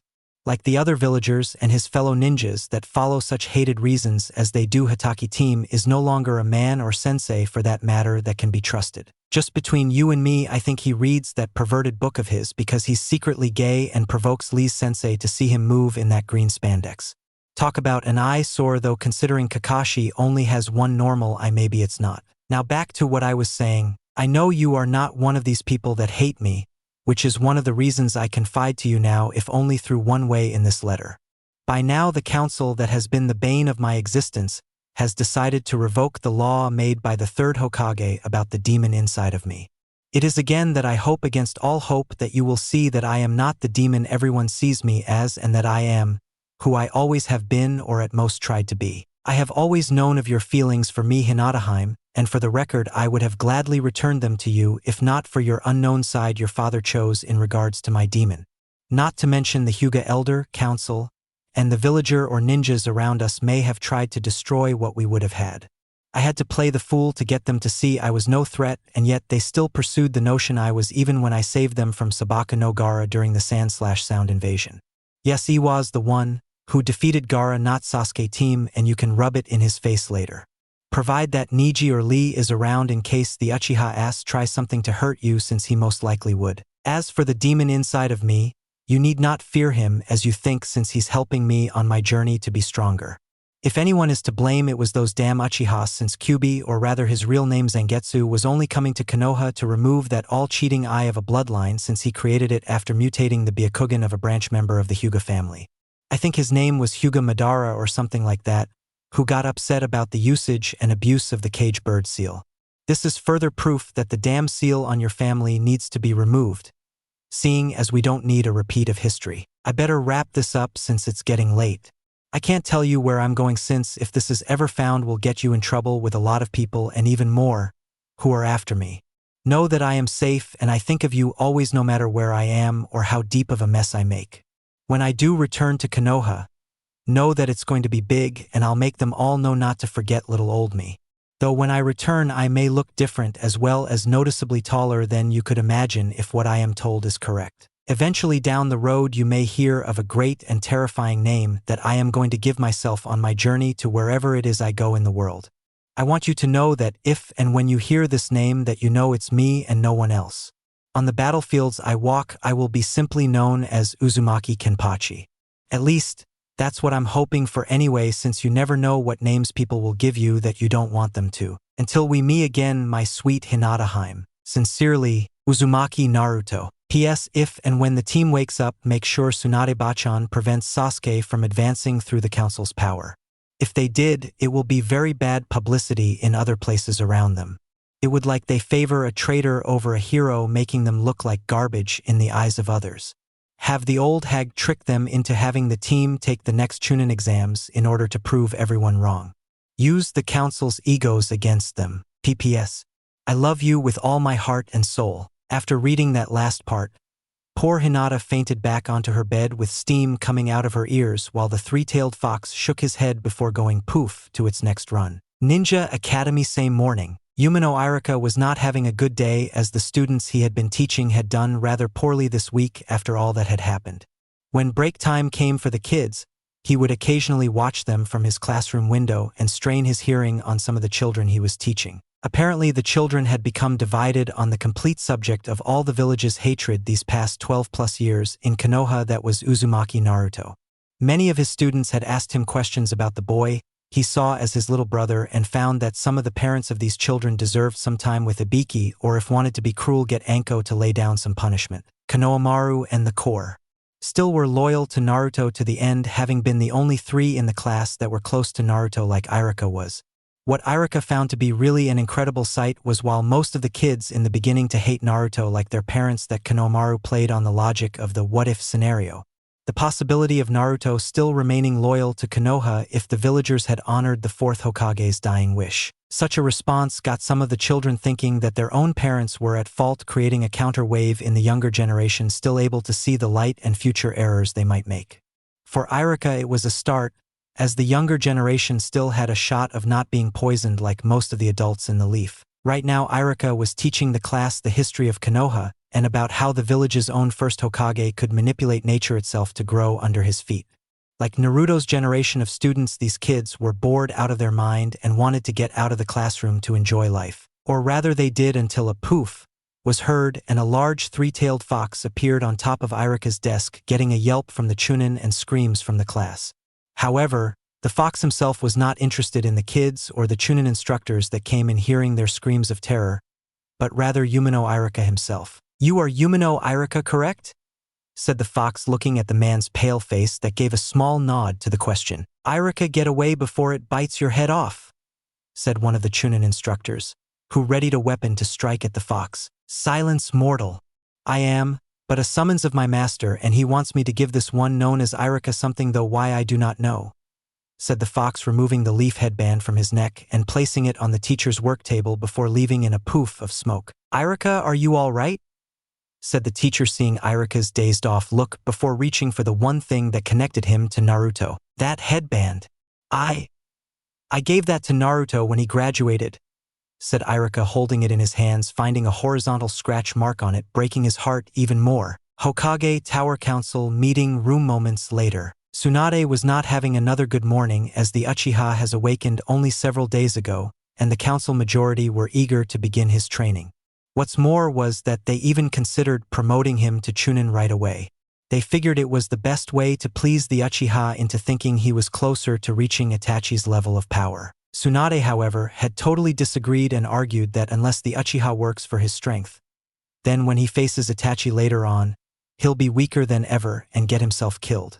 While that held some sway with the more cautious council members that were all for making the Uchiha stronger, it didn't help with the situation regarding Naruto. When word got out of Kisame's death by Jiraiya's spy network, the report the Sannin handed her said that the former seven swordsmen of the mist died painfully at the hands of a nearly unnamed boy.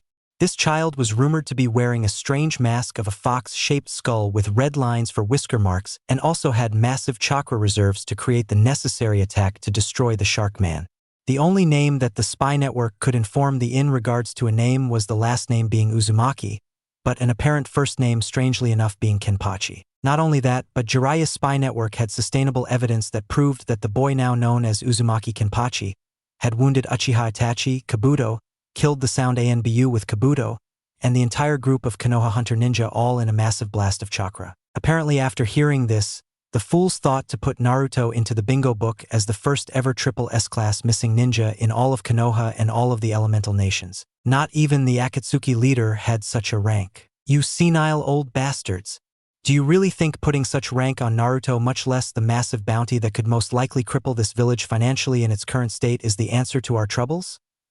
said Tsunade, as the book stated the main and only reason Naruto was such a rank, which was because of the Kyubi, the infamous nine-tailed fox demon he contained in him. "Watch your tongue, Tsunade-sama, this council will not stand for it," said Danzo, getting a nod from Hamura, Tsume, and Yasha, who supported such actions wholeheartedly. "Like I care what a bunch of arrogant fools thinks of me. I'm the Hokage around here, not you or anyone else," said Tsunade, glaring at the fools this council had become, with only a few on her side for support. "True, but all the same the Hunter Ninjas are still required to do their job whether we placed him in the bingo book or not," said Yasha, as she smirked, knowing that the last thing the Hunter Ninjas they would dispatch to find the demon would be to return him alive, or in one piece for that matter. Before Tsunade could retort, a poof came on the round-tabled desk of the meeting room, and the three-tailed black fox, now carrying the dried blood-covered box, appeared.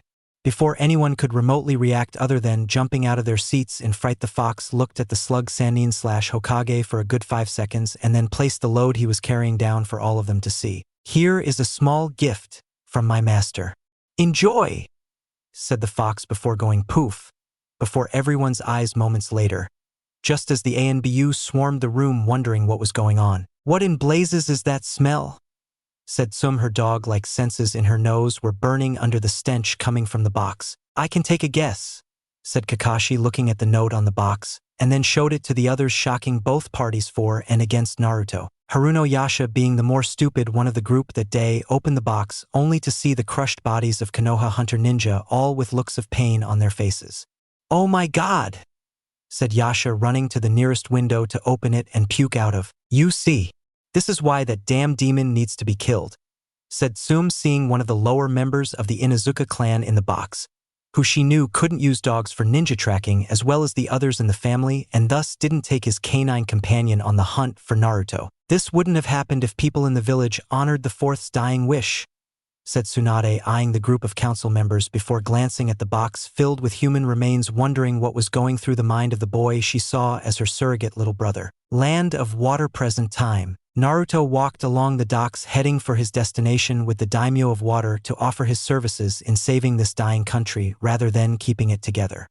He knew countless people tried to ask the man for help or offer their services for shelter in his very illustrious home, whether it was a position as a bodyguard or a less than dignified way to staying warm. The latter of positions being more for the female variety than male. Stupid fat pig of a man is so corrupt, he even makes Gato look like a Boy Scout, and his brother, who is the Mizukage of Mist, is no better, thought Naruto, gripping his sword at his waist, wanting to deliver some well-deserved justice. I agree with you there, kid. I say we make an example out of him later on when the time is right, but first let's provide a little divide and conquer strategy into this little drama, said Kenpachi, knowing the best way to divide brothers is through their supposed loyalty to each other. That and paranoia. Since we're going to the lard ass of a daimyo first, I say we begin our strategy with him, since he and Gato are so alike it won't be difficult to raise the paranoia in his mind. The mere thought of his brother planning to overthrow him for more funding in Mist is not something the man will ignore, thought Naruto, having seen pictures of the man on the dock telling those who read it to swear loyalty to him and not the rebel factions that had occasionally sprouted it up. The trick with the Lord of Water is that he will take anyone with a blade and a person who can use it to kill people with, but have a knack for detecting deception and disloyalty from those around him. It's because he lacks this ability that Water Country has become so damaged among the other great elemental nations of the world. We suggest that his Mizukage of a brother is creating these rebel factions to keep the hidden Mist Village funded. However, because such things are not giving Mist the funding it needs, the Water Shadow is planning a backstabbing to have both titles for himself. We would then say the idea would not only allow his brother to get public support in the promises of changes in the country, but we also suggest the man we're going to let out certain secrets. The fool knows as anyone if the people learn of such thing it would give the Mizukage even more power over the people to overthrow the daimyo, thought Zangetsu, reading a part of The Art of War with Sun Tzu's idea on how to pit the best of friends against each other. I see. Well, let's get moving. It will take another 2 days or so to get to the man, and when I do I will probably have to kill someone to show I'm good enough to be hired. Hopefully it's some stupid asshole who deserves to suffer, thought Naruto, knowing there were more than enough of the type to go around and kill without hesitation. And if it's not? Thought Zangetsu, looking up from his book and at the empty chair as if Naruto were actually in front of him. I could always become the next daimyo of Water Country. If only for a little while at the very least, thought Naruto before he started laughing out loud while getting looks of worry from people around him. What new psychopath had entered their part of the world? Hidden village of Iwa. Did our spies find him yet? Said the Tsuchikage at the ANBU in front of him, who was now looking slightly nervous. Not officially, Tsuchikage-sama, but our spies have heard rumors of a boy wearing a fox skull on his face that left the port of Wave Country. We sent some recon jounin there to investigate in secret and learned from the destination manifest logs that the ship is headed to Water Country, said the ANBU, whose face had a fossil of a bird on it. The land of water? Where the ways of the sword are used more than anywhere else in the shinobi world.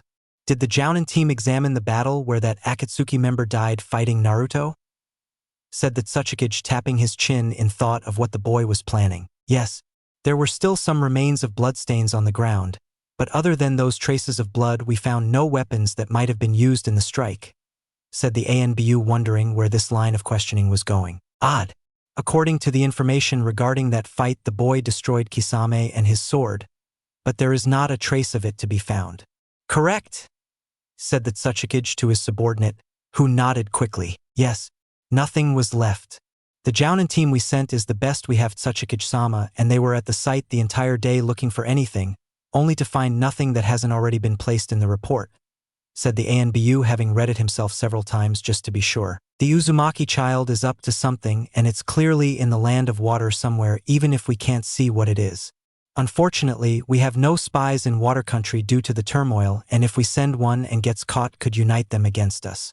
Tell me, Does Kumo know the full extent of Uzumaki's exact heritage? Said that Tsuchikage puzzled at the child's behavior and that knowing if Kumo found out they could go with its own port, send spies into water country, as they have had to do several times before the place went to hell in a handbasket. Not that we know of, but it will only be a certain amount of time before they do, and if they should discover it, they could use this opportune time to hire Uzumaki to their side, should they decide to go to war with Konoha. They were never really satisfied with what happened with the whole incident in the Leaf when Hyuga Hayashi's twin brother gave his life to prevent a war. They would be itching to get some Konoha blood in their ranks if that blood hated its home enough to fight them, said the ANBU, knowing that there was some unrest in Kumo with their demon vessel being hunted by that strange Akatsuki organization. Keep our spies out for the boy when he comes back. I don't care if he comes back in 5 to 10 years from now. I want the son of the 4th Hokage on our side. It needs to be done through the means of negotiations and persuasion of revenge against the Leaf, not by the use of force, said the Tsuchikage, knowing that if the boy that would become a man in years to come, if not already, was attacked by his men, it could spell disaster for IWA in the future. If the kid could destroy Kisame now, imagine what he could do in a few years when he came back from Water Country. Water Country 4 days later. The way to see the Lord of Water was not an easy task as Naruto originally thought, as the goal of at least 2 days had now become that of 4. Why? Because everywhere he went there were bandits, thieves, and other mercenaries coming out of the woodwork trying to attack and take whatever it may be that Naruto might possess on him. Suffice to say, Kenpachi was quite happy as Naruto swung his sword, though in normal form, killing the fools that attacked him with ease. They were so weak they proved little challenge, if not at all, to the great warrior, and that in itself was displeasing. He took what he could from the bodies before incinerating them with a fire jutsu. He learned one night after sneaking into the shinobi library in Konoha when the bastard guards wouldn't let him in earlier that day. Unfortunately, all Naruto could manage on taking from the now bloodied bodies he had killed were money, a few kunai, and a storage scroll that was empty. Not that it mattered. Naruto felt he could always fill it with anything he wanted given the chance or need to. However, for now Naruto would use it by storing Kisame's bagged head into it before he simply rolled the scroll up and walked on without so much as a second thought to the bloodbath he had created. After many hours of traveling, the sun had begun to set and Naruto decided it was time to rest for the day, since he figured it was one more day to the daimyo's home. Walking off the trail, Naruto noticed some bandits had engaged in fight with another group over some sort of dispute, though what exactly he wasn't sure. The way they act like animals, they all deserve to be put down like them, thought Naruto, getting tired of their fighting and killing of one another, as he marched towards them sword in hand. He was so caught up in his desire to kill all the rabid-acting bandits that Naruto never did see the little innocent fox-like eyes watching him curiously from behind a nearby bush close to the soon-to-be slaughter group. The silent figure watched with awe as Naruto sliced through the two surprised groups like they were nothing but meat for the real animal lurking in the places around him. Seeing as the fire was still roaring despite his one-sided fight with the bandits, Naruto decided he would rest here for the night before finding a spring or riverbed to wash the blood of his clothes, since if he came in smelling like blood in front of the daimyo, it could get him kicked out. Sitting down on the ground with his back against a nearby tree, Naruto looked around at his handiwork for a moment. While Kenpachi was praising the boy for bringing out the term massacre to describe this should a person see it, Zangetsu just simply shook his head and smiled to himself as he continued reading his book while trying to understand the other resident taking up Naruto's mindscape, all the while wondering how he allowed such an entity to have such an influence over his vessel. As this little debate inside the minds within Naruto's own, the said boy finally noticed that something, or rather someone, was crawling up to him. Now in front of Naruto was a little girl with brownish hair wearing a yellow and light green kimono with curious eyes of a fox, a tail, and ears, gazing and touching his sword. "Where did you come from, little one? Don't you know that's a weapon I used to kill people with?" said a surprised Naruto, because he never sensed the child for one thing, and another, she didn't seem afraid of him or the carnage he had created in the bandits' former encampment. That, and she was now laughing at the spot of blood on the open palm of her hand like it was something to laugh at. It's a half-demon fox, Naruto. She is just a young kid who doesn't know any better and is a clean slate when it comes to raising, thought Zangetsu, knowing that leaving the girl in this place would be disastrous to her mental state if left alone. "What's your name, little one?" said Naruto, taking his mask off and narrowing his eyes at the little girl, as he had a suspicion of what happened to her parents before he arrived. The little child in question looked up at the much larger giant of one questioningly and with curiosity at why Naruto asked for her name. In further response to his question, she tilted her slightly to the side, as if wondering what he was talking about, thus confirming her suspicions about what had happened to her parents. She wasn't given a name yet, it seems, said Kenpachi, looking at the girl with his own vision, and noticed the hilt from Samehada glow in response to her presence. Naruto had nearly forgotten about that damn thing, as Zangetsu had picked it up after he laid down the instructions to his summons in delivering those 3 items. When the boy asked Zangetsu on why he took the hilt that belonged to the once infamous sword of Samehada, the demon fox just told him it may prove useful in the long run. It appeared that the demon lord was right. "You don't have a name, do you?" said Naruto, getting a shake of a head as a no from the little girl, who looked at Naruto curiously, feeling a hint of familiarity to her father's side of the family from what she could still recall of fur-covered man. "You should give her a name," said Zangetsu, appearing beside Naruto, deciding would be the best time to intervene in his own way. "Very well. You little one will be called known as Uzumaki." "Uzumaki," said Naruto, pausing, wondering what name to give the girl. "Kusajishi Yachiru," said a voice from hilt of the once deadly Samehada, glowing pinkish around the hilt, which got the attention of Naruto. "Should I?" said Naruto, looking at Zangetsu, who nodded, seeing that the hilt was meant for the little fox girl. "Go for it, kid. You already gave her your last name, meaning you are going to be related in some manner. Consider yourself a single parent now," thought Kenpachi, smiling at the image of Naruto, paling slightly at being a single father raising his little girl. Composing himself, Naruto focused on the still wide-eyed half-demon fox girl, wondering what going on inside his head. "As I said before, your name, little one, will be Uzumaki Kusajishi Yachiru. This is how it is pronounced," said Naruto, writing the name on the ground so the girl now named Yachiru could understand how it looked if written. "Yakairu. My name is Yachiru," said the fox girl, who seemed to physically brighten if only slightly in front of him before looking at him with a smile. "And from this day forward I will no longer go by the name of Uzumaki Naruto. That has given me nothing but the hatred of others since I was born. I shall not and will not call myself after a spiral or a fish paste used on ramen toppings. I will not let people make fun of me for all the times I had failed because of their hate.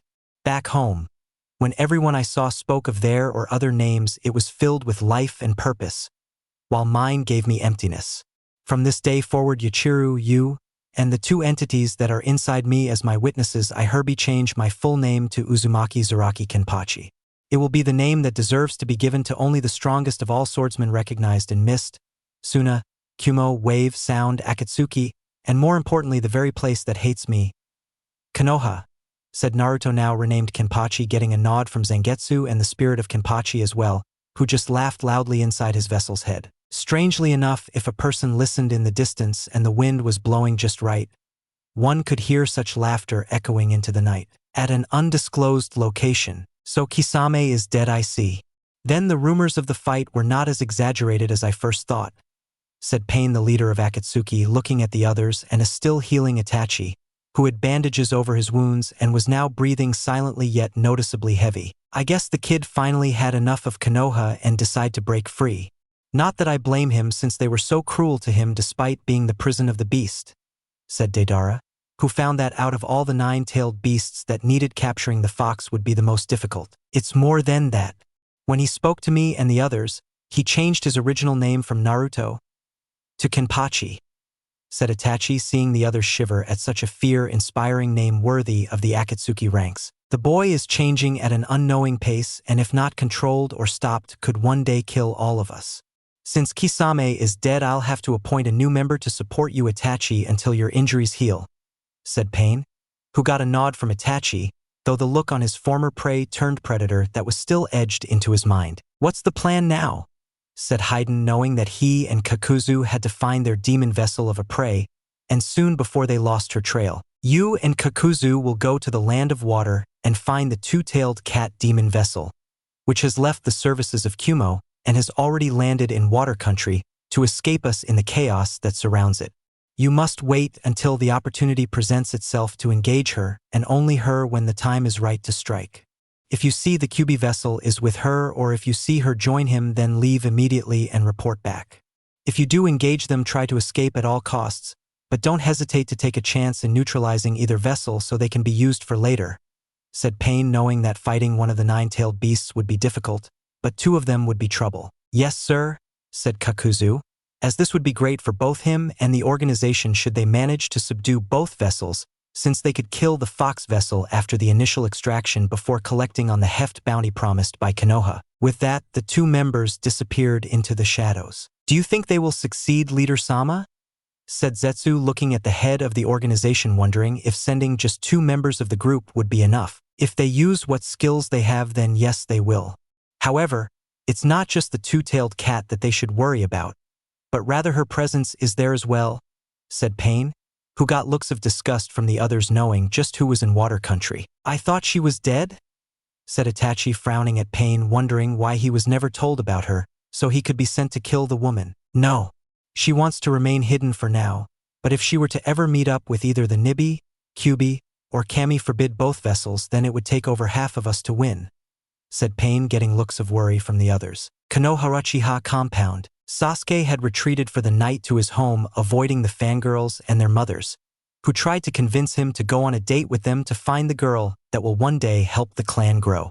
As before, he brushed them off, saying he didn't care for any of them and that only strong women are what he desired in a future spouse. Now in his bed asleep, the Uchiha had hoped his mind would grant him dreams of him killing his brother for the wrongs that had been committed against the clan. That when the dream was over, his ancestors would be proud of him and the bloody remains of Itachi were at his feet with victory in his right blood-covered hand. Sadly for the Uchiha, unlike real life in Konoha, he can't always get what he wants. Sasuke's dream. Sasuke found himself in total darkness, as the place around him was covered in a thick mist or fog that he couldn't see his feet below him. "What is this place?" thought Sasuke, looking around, since was not like his usual dreams or even his nightmares. "Why, if it isn't the all-great Uchiha prodigy of a team?" said a cold voice coming from a now-appearing Naruto in the orange jumpsuit that Sasuke had last seen him in. "Naruto?" said Sasuke, wondering why the dead last was in his head. "Surprised? You shouldn't be, considering all we've been through together, the fights that we went through together, and the backstabbing people we fought for together. Tell me, has Hatake team taught you anything of value, or is the thought of Orochimaru licking you up and down with his tongue at night calling to you?" said Naruto, his voice filled with a great deal of venom and hate towards the Uchiha. "If you must know, Kakashi-sensei is on the council now as a substitute member for the Uchiha clan, and the majority of them have decided to groom me to be the next Hokage," said Sasuke, smirking at the end, expecting the Naruto in front of him to be infuriated for taking his dream away. Surprisingly, Naruto just smirked. A fox-like smirk. "They want you, a selfish traitor to the village and a man who would sell out Konoha to Orochimaru at the drop of the hat. Hokage?" said Naruto, disbelieving yet slightly angry at the prospect. "Yep. I guess they figured once I get enough power to earn that title, I'll be able to beat Itachi and restore my clan to its greatness," said Sasuke, giving his "I'm superior to you" smirk that he knew Naruto hated. "Tell me, Uchiha team, how is it you can be the Hokage if everyone who would follow you is already dead?" said Naruto, his blue eyes turning red with slits and a heavy growl left his throat. "Dead? What are you talking about, loser?"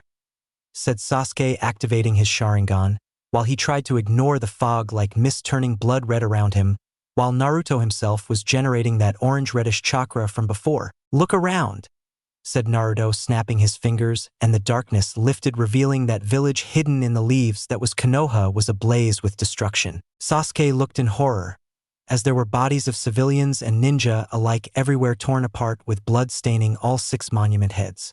However, what really got the Uchiha's undivided attention was his supposed face on the monument, only it had Itachi's corpse hanging from it with a sword through the chest, bleeding on the center of Sasuke's granite forehead. It didn't help that the sky was raining blood and body parts. "What the hell?" said Sasuke, turning to Naruto, who just now sat high above the Uchiha on a large 9-tailed fox that growled menacingly at him. "Your fool of a sensei of yours, Hatake Kakashi, made a very big mistake in trying to kill me and my vessel. For I'm the one who does the killing," said the 9-tailed fox before using all 9 of its tails, creating a massive white light explosion that surrounded the Uchiha, as he screamed out in pain at being torn apart. End dream. Sasuke awakened, sitting straight up, screaming in fright at the events that took place in his head for what seemed just mere moments before. Never before, even with Itachi and the slaughtering of his clan, had Sasuke screamed so loud in his entire life from one of his horrible nightmares. That, in itself, was something that terrified him most of all. As Uchiha Sasuke now knew of someone and or something who was more frightening than Uchiha Itachi. Grabbing his temple and rubbing it to remove the headache, Sasuke tried to turn on the light next to his bed, ignoring the wet feeling on his shirt, believing it was sweat from his worst nightmare to date. When he did find the light, he turned it on only to pale in horror at his room and what was around him that made him rethink that night Itachi killed the clan. There was blood everywhere. The room was covered in the stuff from the walls to the floors, the ceiling, and finally on his bed. On him, Uchiha Sasuke, the all-great, never-do-anything-wrong Uchiha prodigy of Konoha, was now covered head to toe in blood. Running to the bathroom and nearly slipping, if not for some chakra put to his feet, the Uchiha heir entered it and turned on the light as well, only to find the place covered in almost the same amount of blood as his bedroom. By this point, the Uchiha wanted to scream again until he lost all strength in his voice to speak for the next 10 years and would have, had the room not darkened only to brighten, revealing the blood was no longer there. However, before Sasuke could even try to do anything or so much let out a sigh of relief that the blood was gone. His eyes were now stuck on the blood-covered writing now on the mirror that was appearing before him. Uchiha Sasuke, the next time we meet, the blood on you and your clan's legacy will be for real. In the meantime, enjoy the ride into hell. It was then that Uchiha screamed for all he was worth, awakening everyone in the village of Konoha, who to some that mattered was an omen of things to come in the future. No one even suspected that a brown blood-reddish cloaked figure was watching all of the ensuing panic from the fourth Hokage's head on the monument, smiling at the people acting like chickens that ran below like their heads were cut off. As quietly as the figure watched, the figure had left, all the while his smile expanding to such a degree if one were to see the figure, you could see his teeth were sharp and pointy like a dog. Or to be more precise, a fox. Land of Water. Morning the next day, Naruto, now renamed Kenpachi like his sword, awoke to find the half-demon fox girl he had named Yuchiru asleep and snuggling up to him in his lap. She looked quite content with herself being there, from what the boy could determine from her happy face. As a daughter is protected by her father, thought Zangetsu, who alternated books from Sun Tzu to a book on taking care of young adopted children after arriving from his little visit to Konoha, while Naruto slept with Kenpachi taking lookout duty. How can I be a father to someone when I'm a kid myself? Considering what's going to happen in 3 years, I can't exactly become father material at the moment, thought Naruto, leaning his back more against his would-be bed of a tree trunk. Come on kid, show some spine.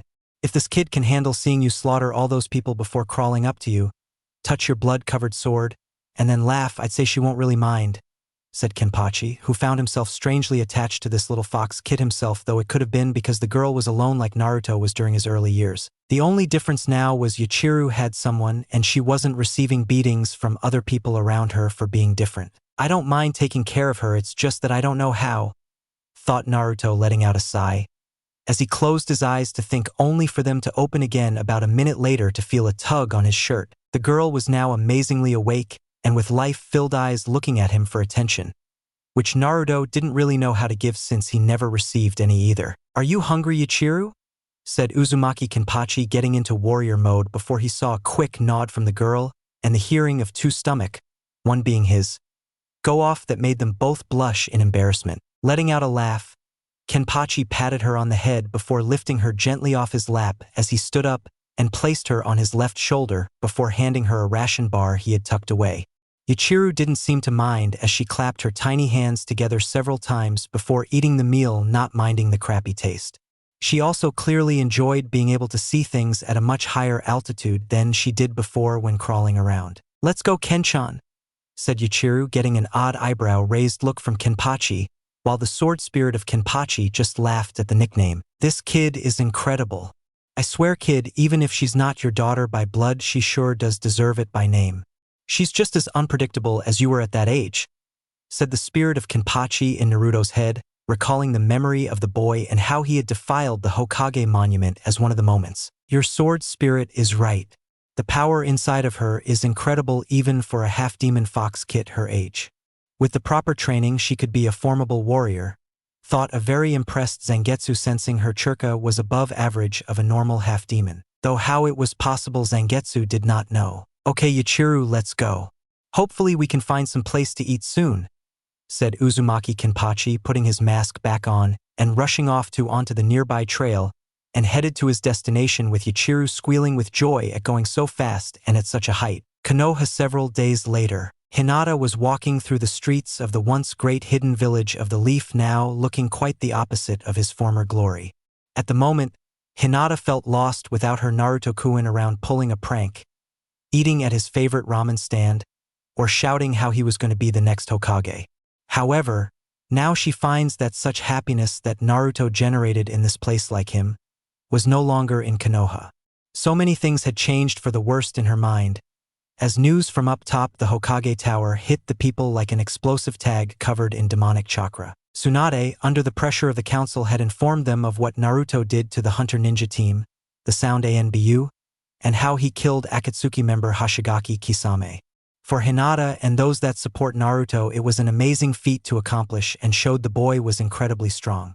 Unfortunately, the vast majority of people in Konoha called for the council and Tsunade to send stronger ninja after the demon boy, as he was so openly called him. Especially after word got out about what happened at the Uchiha compound got out and what the ANBU arrived saw, with the bloody message on the bathroom mirror still there. Speaking of Sasuke, the news of Naruto killing Kisame and the others burned him up inside, as Kisame was Itachi's partner in Akatsuki-related crimes. While Kisame himself was not as close to Itachi in terms of power, the Shark Man was not a weakling even in the slightest, which meant that Naruto was more powerful than Sasuke. Sakura and Ino were no better, as they told Sasuke all about Naruto's tenant, and that the only reason Naruto won in the fight at the Valley of the End was because he was really a demon, that anyone else would have fallen at the Uchiha's precious, in their minds, feet where they felt Naruto belonged, since not even a demon deserved to be more powerful than an Uchiha prodigy like their Sasuke-kun. That was what bugged Hinata a lot about the two girls, is that no matter what, they would go so far as to use Naruto like a rag to clean the dirt of the Uchiha's good name.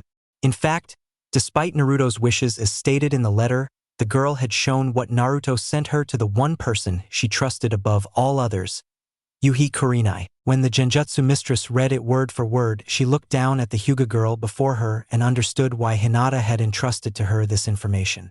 If someone from the Hyuga clan that was loyal to the elders were able to get a hold of this, Hinata would in all likeliness be called a demon lover or demon whore.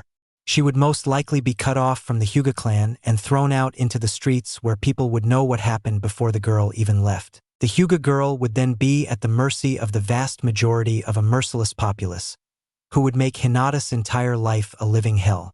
Not only that, but with the council majority that was now gaining more and more power, that made Tsunade nothing more than a figurehead. If they ever learned of this letter, then they would execute her, or even worse, those old Hyuga elders would have her breed with a traditionalized Hyuga. No doubt with one of the old elders himself, who was many years her senior, in order to give birth to a new, potentially strong Hyuga heir. Kurinai had always known of the girl's crush turned to love for Naruto, since she first caught the girl stalking him after a training ground exercise that finished in line with Kakashi's. The Jounin sensei believed that if Hinata was intimate with anyone, it would be Naruto, who she found such happiness with. However, such happiness may now be out of Hinata's grasp by Tsunade, who had warned the girl secretly about Inuzuka Itsum trying to set up an arranged marriage with Hayashi for Kiba to marry Hinata into the Dog Clan. Fortunately, Hayashi had refused, saying she was already taken and no amount of power from the council or his clan elders that they could create would stop him from denouncing such a thing. It was one of those rare times that Yuhi Kurinai was glad that Hyuga Hayashi, despite his mostly cold demeanor, had warmed up to his oldest daughter shortly after the Chunin exams when, ironically, Naruto had beaten Niji in the finals of the exam. Kurinai was also glad that Hayashi wasn't a fool either when it came to his daughter's affections for the now being hunted fox boy. She also knew that Kiba was hardly husband material, since he viewed Hinata like some sort of object or piece of meat to chew on. If, Kami forbid, they did get married, the Genjutsu mistress had no problem believing that Kiba would be very unfaithful to Hinata when he got bored with her. No doubt, like the Hyuga elders, the brash Inuzuka boy saw the poor Hyuga girl as a prize trophy used simply for breeding, and when she gave him children, he would just divorce her and find some other girl to sink his canines into, leaving Hinata with nothing. Kurenai would have none of that. Hinata herself was grateful to her father and Kurenai for protecting her from such a fate before she involuntarily said she wanted to have Naruto's children when he returned.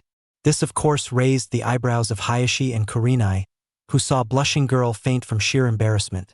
But if one were to look closely, one would swear they saw a faint hint, if only that of a nosebleed on her nose. Back to the present time though, as of right now, Hinata wanted the people around her to suffer for hurting her beloved, and she intended to target the fools she already knew were at the top of her list. Their names were Yamanaka Ino and Haruno Sakura. Hinata found them ironically where she planned to spring her trap, which was at the old ramen stand where Naruto would constantly eat. At first, Hinata was going to spring the trap in a quiet fashion since no one really looked out for poor timid Hinata, who would not so much hurt a fly than hurt/prank her fellow shinobi. How wrong people were. Don't people remember the old saying, "It's always the quiet ones"? However, the plan had deviated from the original when she saw Naruto's favorite stool had been desecrated and nearly ruined.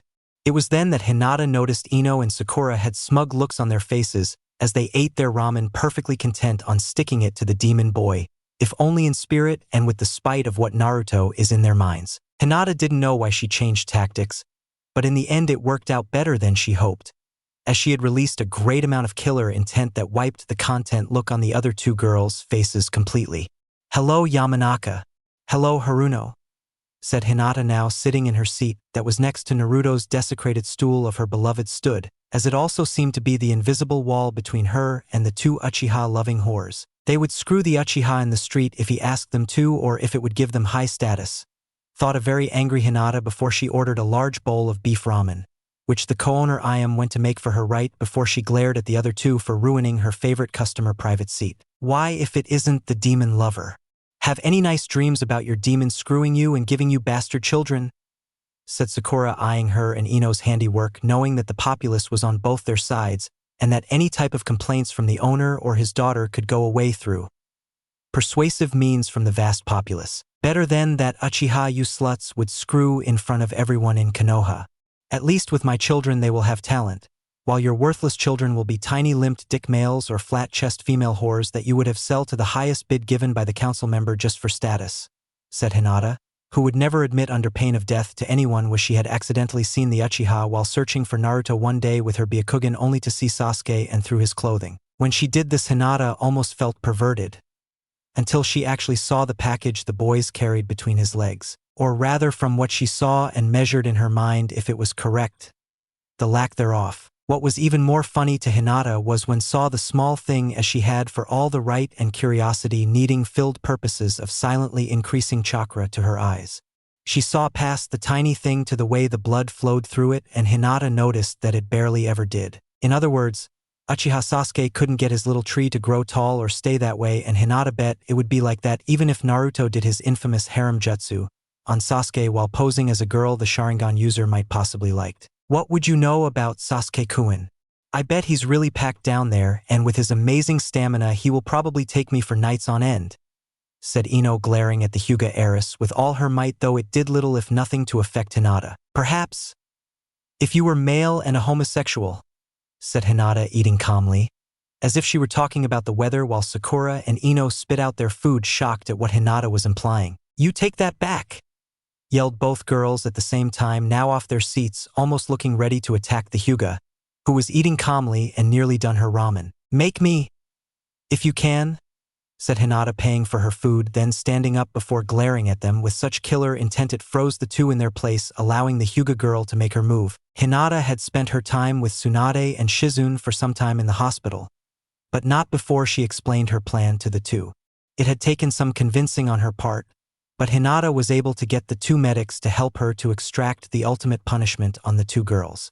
However, with Ino, such punishment may open her eyes, so Hinata was told to make sure the damage to her was temporarily, while for Sakura it was to be 100% permanent. Hinata only agreed to the terms so long as she could inflict maximum amount of pain on both of them when she did it, and inflicted the maximum amount of pain she did. Hinata had her hands charged full of chakra to such a degree if a skilled ninja were to see her hands, they would see the Hyuga heiress's hands had a wavy look around them. Not surprising though, as the chakra Hinata was letting out was almost visible due to the large amount of chakra in each hand. Without hesitation, Hinata moved with a speed that would make Rock Lee entirely green, only with envy, and aimed her deadly hands low. It would take Sakura another 5 minutes before she screamed in pain, and Ino a few more seconds later after Sakura to follow suit. By that time, Hinata was long gone, and the two owners claimed they never saw anything as they were in the back of the store checking their ingredient inventory for making future ramen. Strangely enough, there was no recording of any receipt for a possible customer, who ate some beef ramen while the two girls sat in the stand themselves. When they were examined by Tsunade and Shizune, they altered the memories of the two while sedated so they could never try to pin the crime on Hinata. As far as the two girls knew, a sparring accident that kicked in later had led to the secret fact that neither could bear children. Ino's condition, however, was temporary due to Hinata hitting several inches higher than she did with Sakura and with less chakra into the strike. In addition to that, Ino's view in life about her hatred for Naruto and him being the demon rather than a demon container changed completely due to Kurenai's help via a powerful genjutsu, which allowed Ino see the light of her arrogance. It wasn't long before Ino had made a deeply meaningful apology to her friends, if only in secret to them, while keeping up the facade in front of her mother. Sakura, however, like her now barren womb, was a hopeless cause, as her large forehead's power against such a revelation involving genjutsu prevented the pink-haired girl to see clearly. Though considering the girl's mother was just like her, it was no real surprise that such an attempt had failed since Sakura was so shallow to begin with. Still, no matter how things were or how you looked at it, the situation as whole had made the life of Hyuga Hinata brighten immensely. She was seen by one person, who saw that she had practically been skipping with joy, as if all was right with her world or getting as close to it as possible. Indeed, the lives of the people in Konoha were becoming strange indeed. Land of water at the moment. Are you sure we're headed in the right direction, Yachiru? Said Kenpachi, looking around trying to find gates leading to the capital Wataga of Water Country. Sure am, Kenchan. I can tell because of my female fox intuition, said Yachiru, smiling at Uzumaki Kenpachi, who was getting a bit annoyed at being lost. I'm beginning to think your female fox intuition is just as lost as we are, said Kenpachi, earning him a cute scowl of a pout from Yachiru. That's mean, Kenchan. Just because you don't have a sense of direction doesn't mean you have to pin the blame on me, said Yachiru before pointing him in another direction. And you wonder why I can't raise a kid? Thought Kenpachi to Zangetsu, who just shook his head in wonderment at the boy once known as Naruto and how he was getting lost on the road of life. Naruto, in all seriousness, I need to ask you a question, thought Zangetsu, remembering how his vessel told him he wanted to go back to Konoha in 3 years. What about Zangetsu-sama? Thought Naruto, hoping that he would finally get to Wataga or Mist Village soon. You told me before that when you returned to Konoha in 3 years you would become the Hokage like you dreamed you would. Do you really wish to become Hokage, or is that still a part of the old you that you won't lay to rest? Thought Zangetsu, looking up from his book titled Fox Girls and Their Mood Swings by Yuko Kurama. Naruto's physical form stopped walking, and if Yachiru or anyone else were to look at his face you would see it was a look of someone half deep in thought and half spaced out. Kenchan, are you all right? Said Yachiru, wondering why Kenpachi stopped walking towards their destination. Quiet, said Kenpachi, his face being entirely serious despite the girl not seeing through the mask, though Yachiru knew instinctively in her mind that when he was like this she should not say anything. What did you ask me, Zangetsu-sama? Thought Naruto, as he walked over to the fox, who continued to look at the boy above his book. After all is said and done, do you really want to become Hokage of Konoha? I'm asking you this because you know as well as I do that once you are done with your vengeance there won't be much of a village to rule. Not to mention the timetable you set for your revenge is extremely thin at best, which means you won't be staying in this country for too long. You are on an island that is isolated from the other countries until you decided to travel back to them, and when you do your enemies will be waiting for your arrival, waiting to see what you do next. You set a timetable which needs more planning than just coming back in 3 years, killing most of the people in the village, and then rule over the remains. There is no logic in the final part, and thus in lies my question to you. Do you still want to be Hokage of the Leaf Village? Thought Zangetsu, giving Naruto a hard stare to persuade the boy in telling him the truth. Naruto thought about what Zangetsu just said and realized the Demon Lord was right on the money in regards to the question. Why did he want to become Hokage of Konoha? To protect what was precious? They were too few, and probably even fewer than before now, that they knew the truth about him and Zangetsu in his stomach. For people to see him as him and finally be acknowledged as the greatest? One of Sasuke's fangirls had a better chance at becoming the Hokage instead of him with all the fools on the council. Because it was his dream to be Hokage? No, that dream was the dream of the old Naruto, who had died at the hands of his own sensei, who hated him like all the other people in the village. The truth was that Uzumaki Naruto's dream of being the next Hokage of Konoha was dead, just like the person the name represented. However, as he realized that Naruto, or rather the man that replaced Naruto now named Kenpachi, felt like the last part of his old self had died then and there, but not in a painful way like he imagined it would. No, the feeling was that of a quiet death, like an old man has on his deathbed, breathing his last breath before passing on into the next world. Like the last chain of his old persona had finally broken, freeing him from an invisible weight of the dream he once tried so hard to make a reality his whole life. You're right, Zangetsu-sama, I don't want to become Hokage of the Leaf. What I want is something similar yet different, thought Uzumaki Kenpachi, looking at the figure before, who raised an eyebrow at the response. Oh? You want to be a Kage of another village? Thought Zangetsu, looking at the boy in a new light, while the spiritual form of the sword named Kenpachi looked at his vessel with interest. Yes, but I'm not simply going to join a village to become a Kage. No, that's not how I am going to achieve that goal at all. I am going to build my own village. And I know the perfect name for this village, since it will be perfect for me since I have his seal on my stomach. The name of my all-powerful, unrivaled hidden ninja village will be the village hidden in the Shinigami, and I am going to be known as the first Shikage, or otherwise known as the Death Shadow, thought Kenpachi, laughing at the thought, and soon found that he was now laughing in the physical world too. What's so funny, Kenchan? Said Yuichiro curiously at her father-like figure, who now had a smile on his face even though his mask hid it when he looked at her. Nothing, Yuichiro. I just realized some things about myself. No need to worry, I'm fine now, let's get to our destination, said Uzumaki Kenpachi, running faster than before, with Yuichiro clinging to his shoulder and squealing happily at the speed he is now going. Unknown to either of the two, another figure was watching from the trees above them and looking at them carefully like a cat does its prey. For a kid he's pretty intimidating, but for all I know the mask-wearing boy could be weak, or the two could be members of that ruthless Akatsuki organization that's hunting me. The boy's chakra that he is admitting is strangely different from that of a normal person's chakra, and so is the fox-looking girl's chakra for that matter. I'll have to keep an eye on them for now and see what turns up, thought the figure before stealthily leaping through the trees while observing the two below his or her presence. Somewhere in the depths of water country, a female figure with long brown hair and red tattoo-like marks on her face felt a shiver down her spine.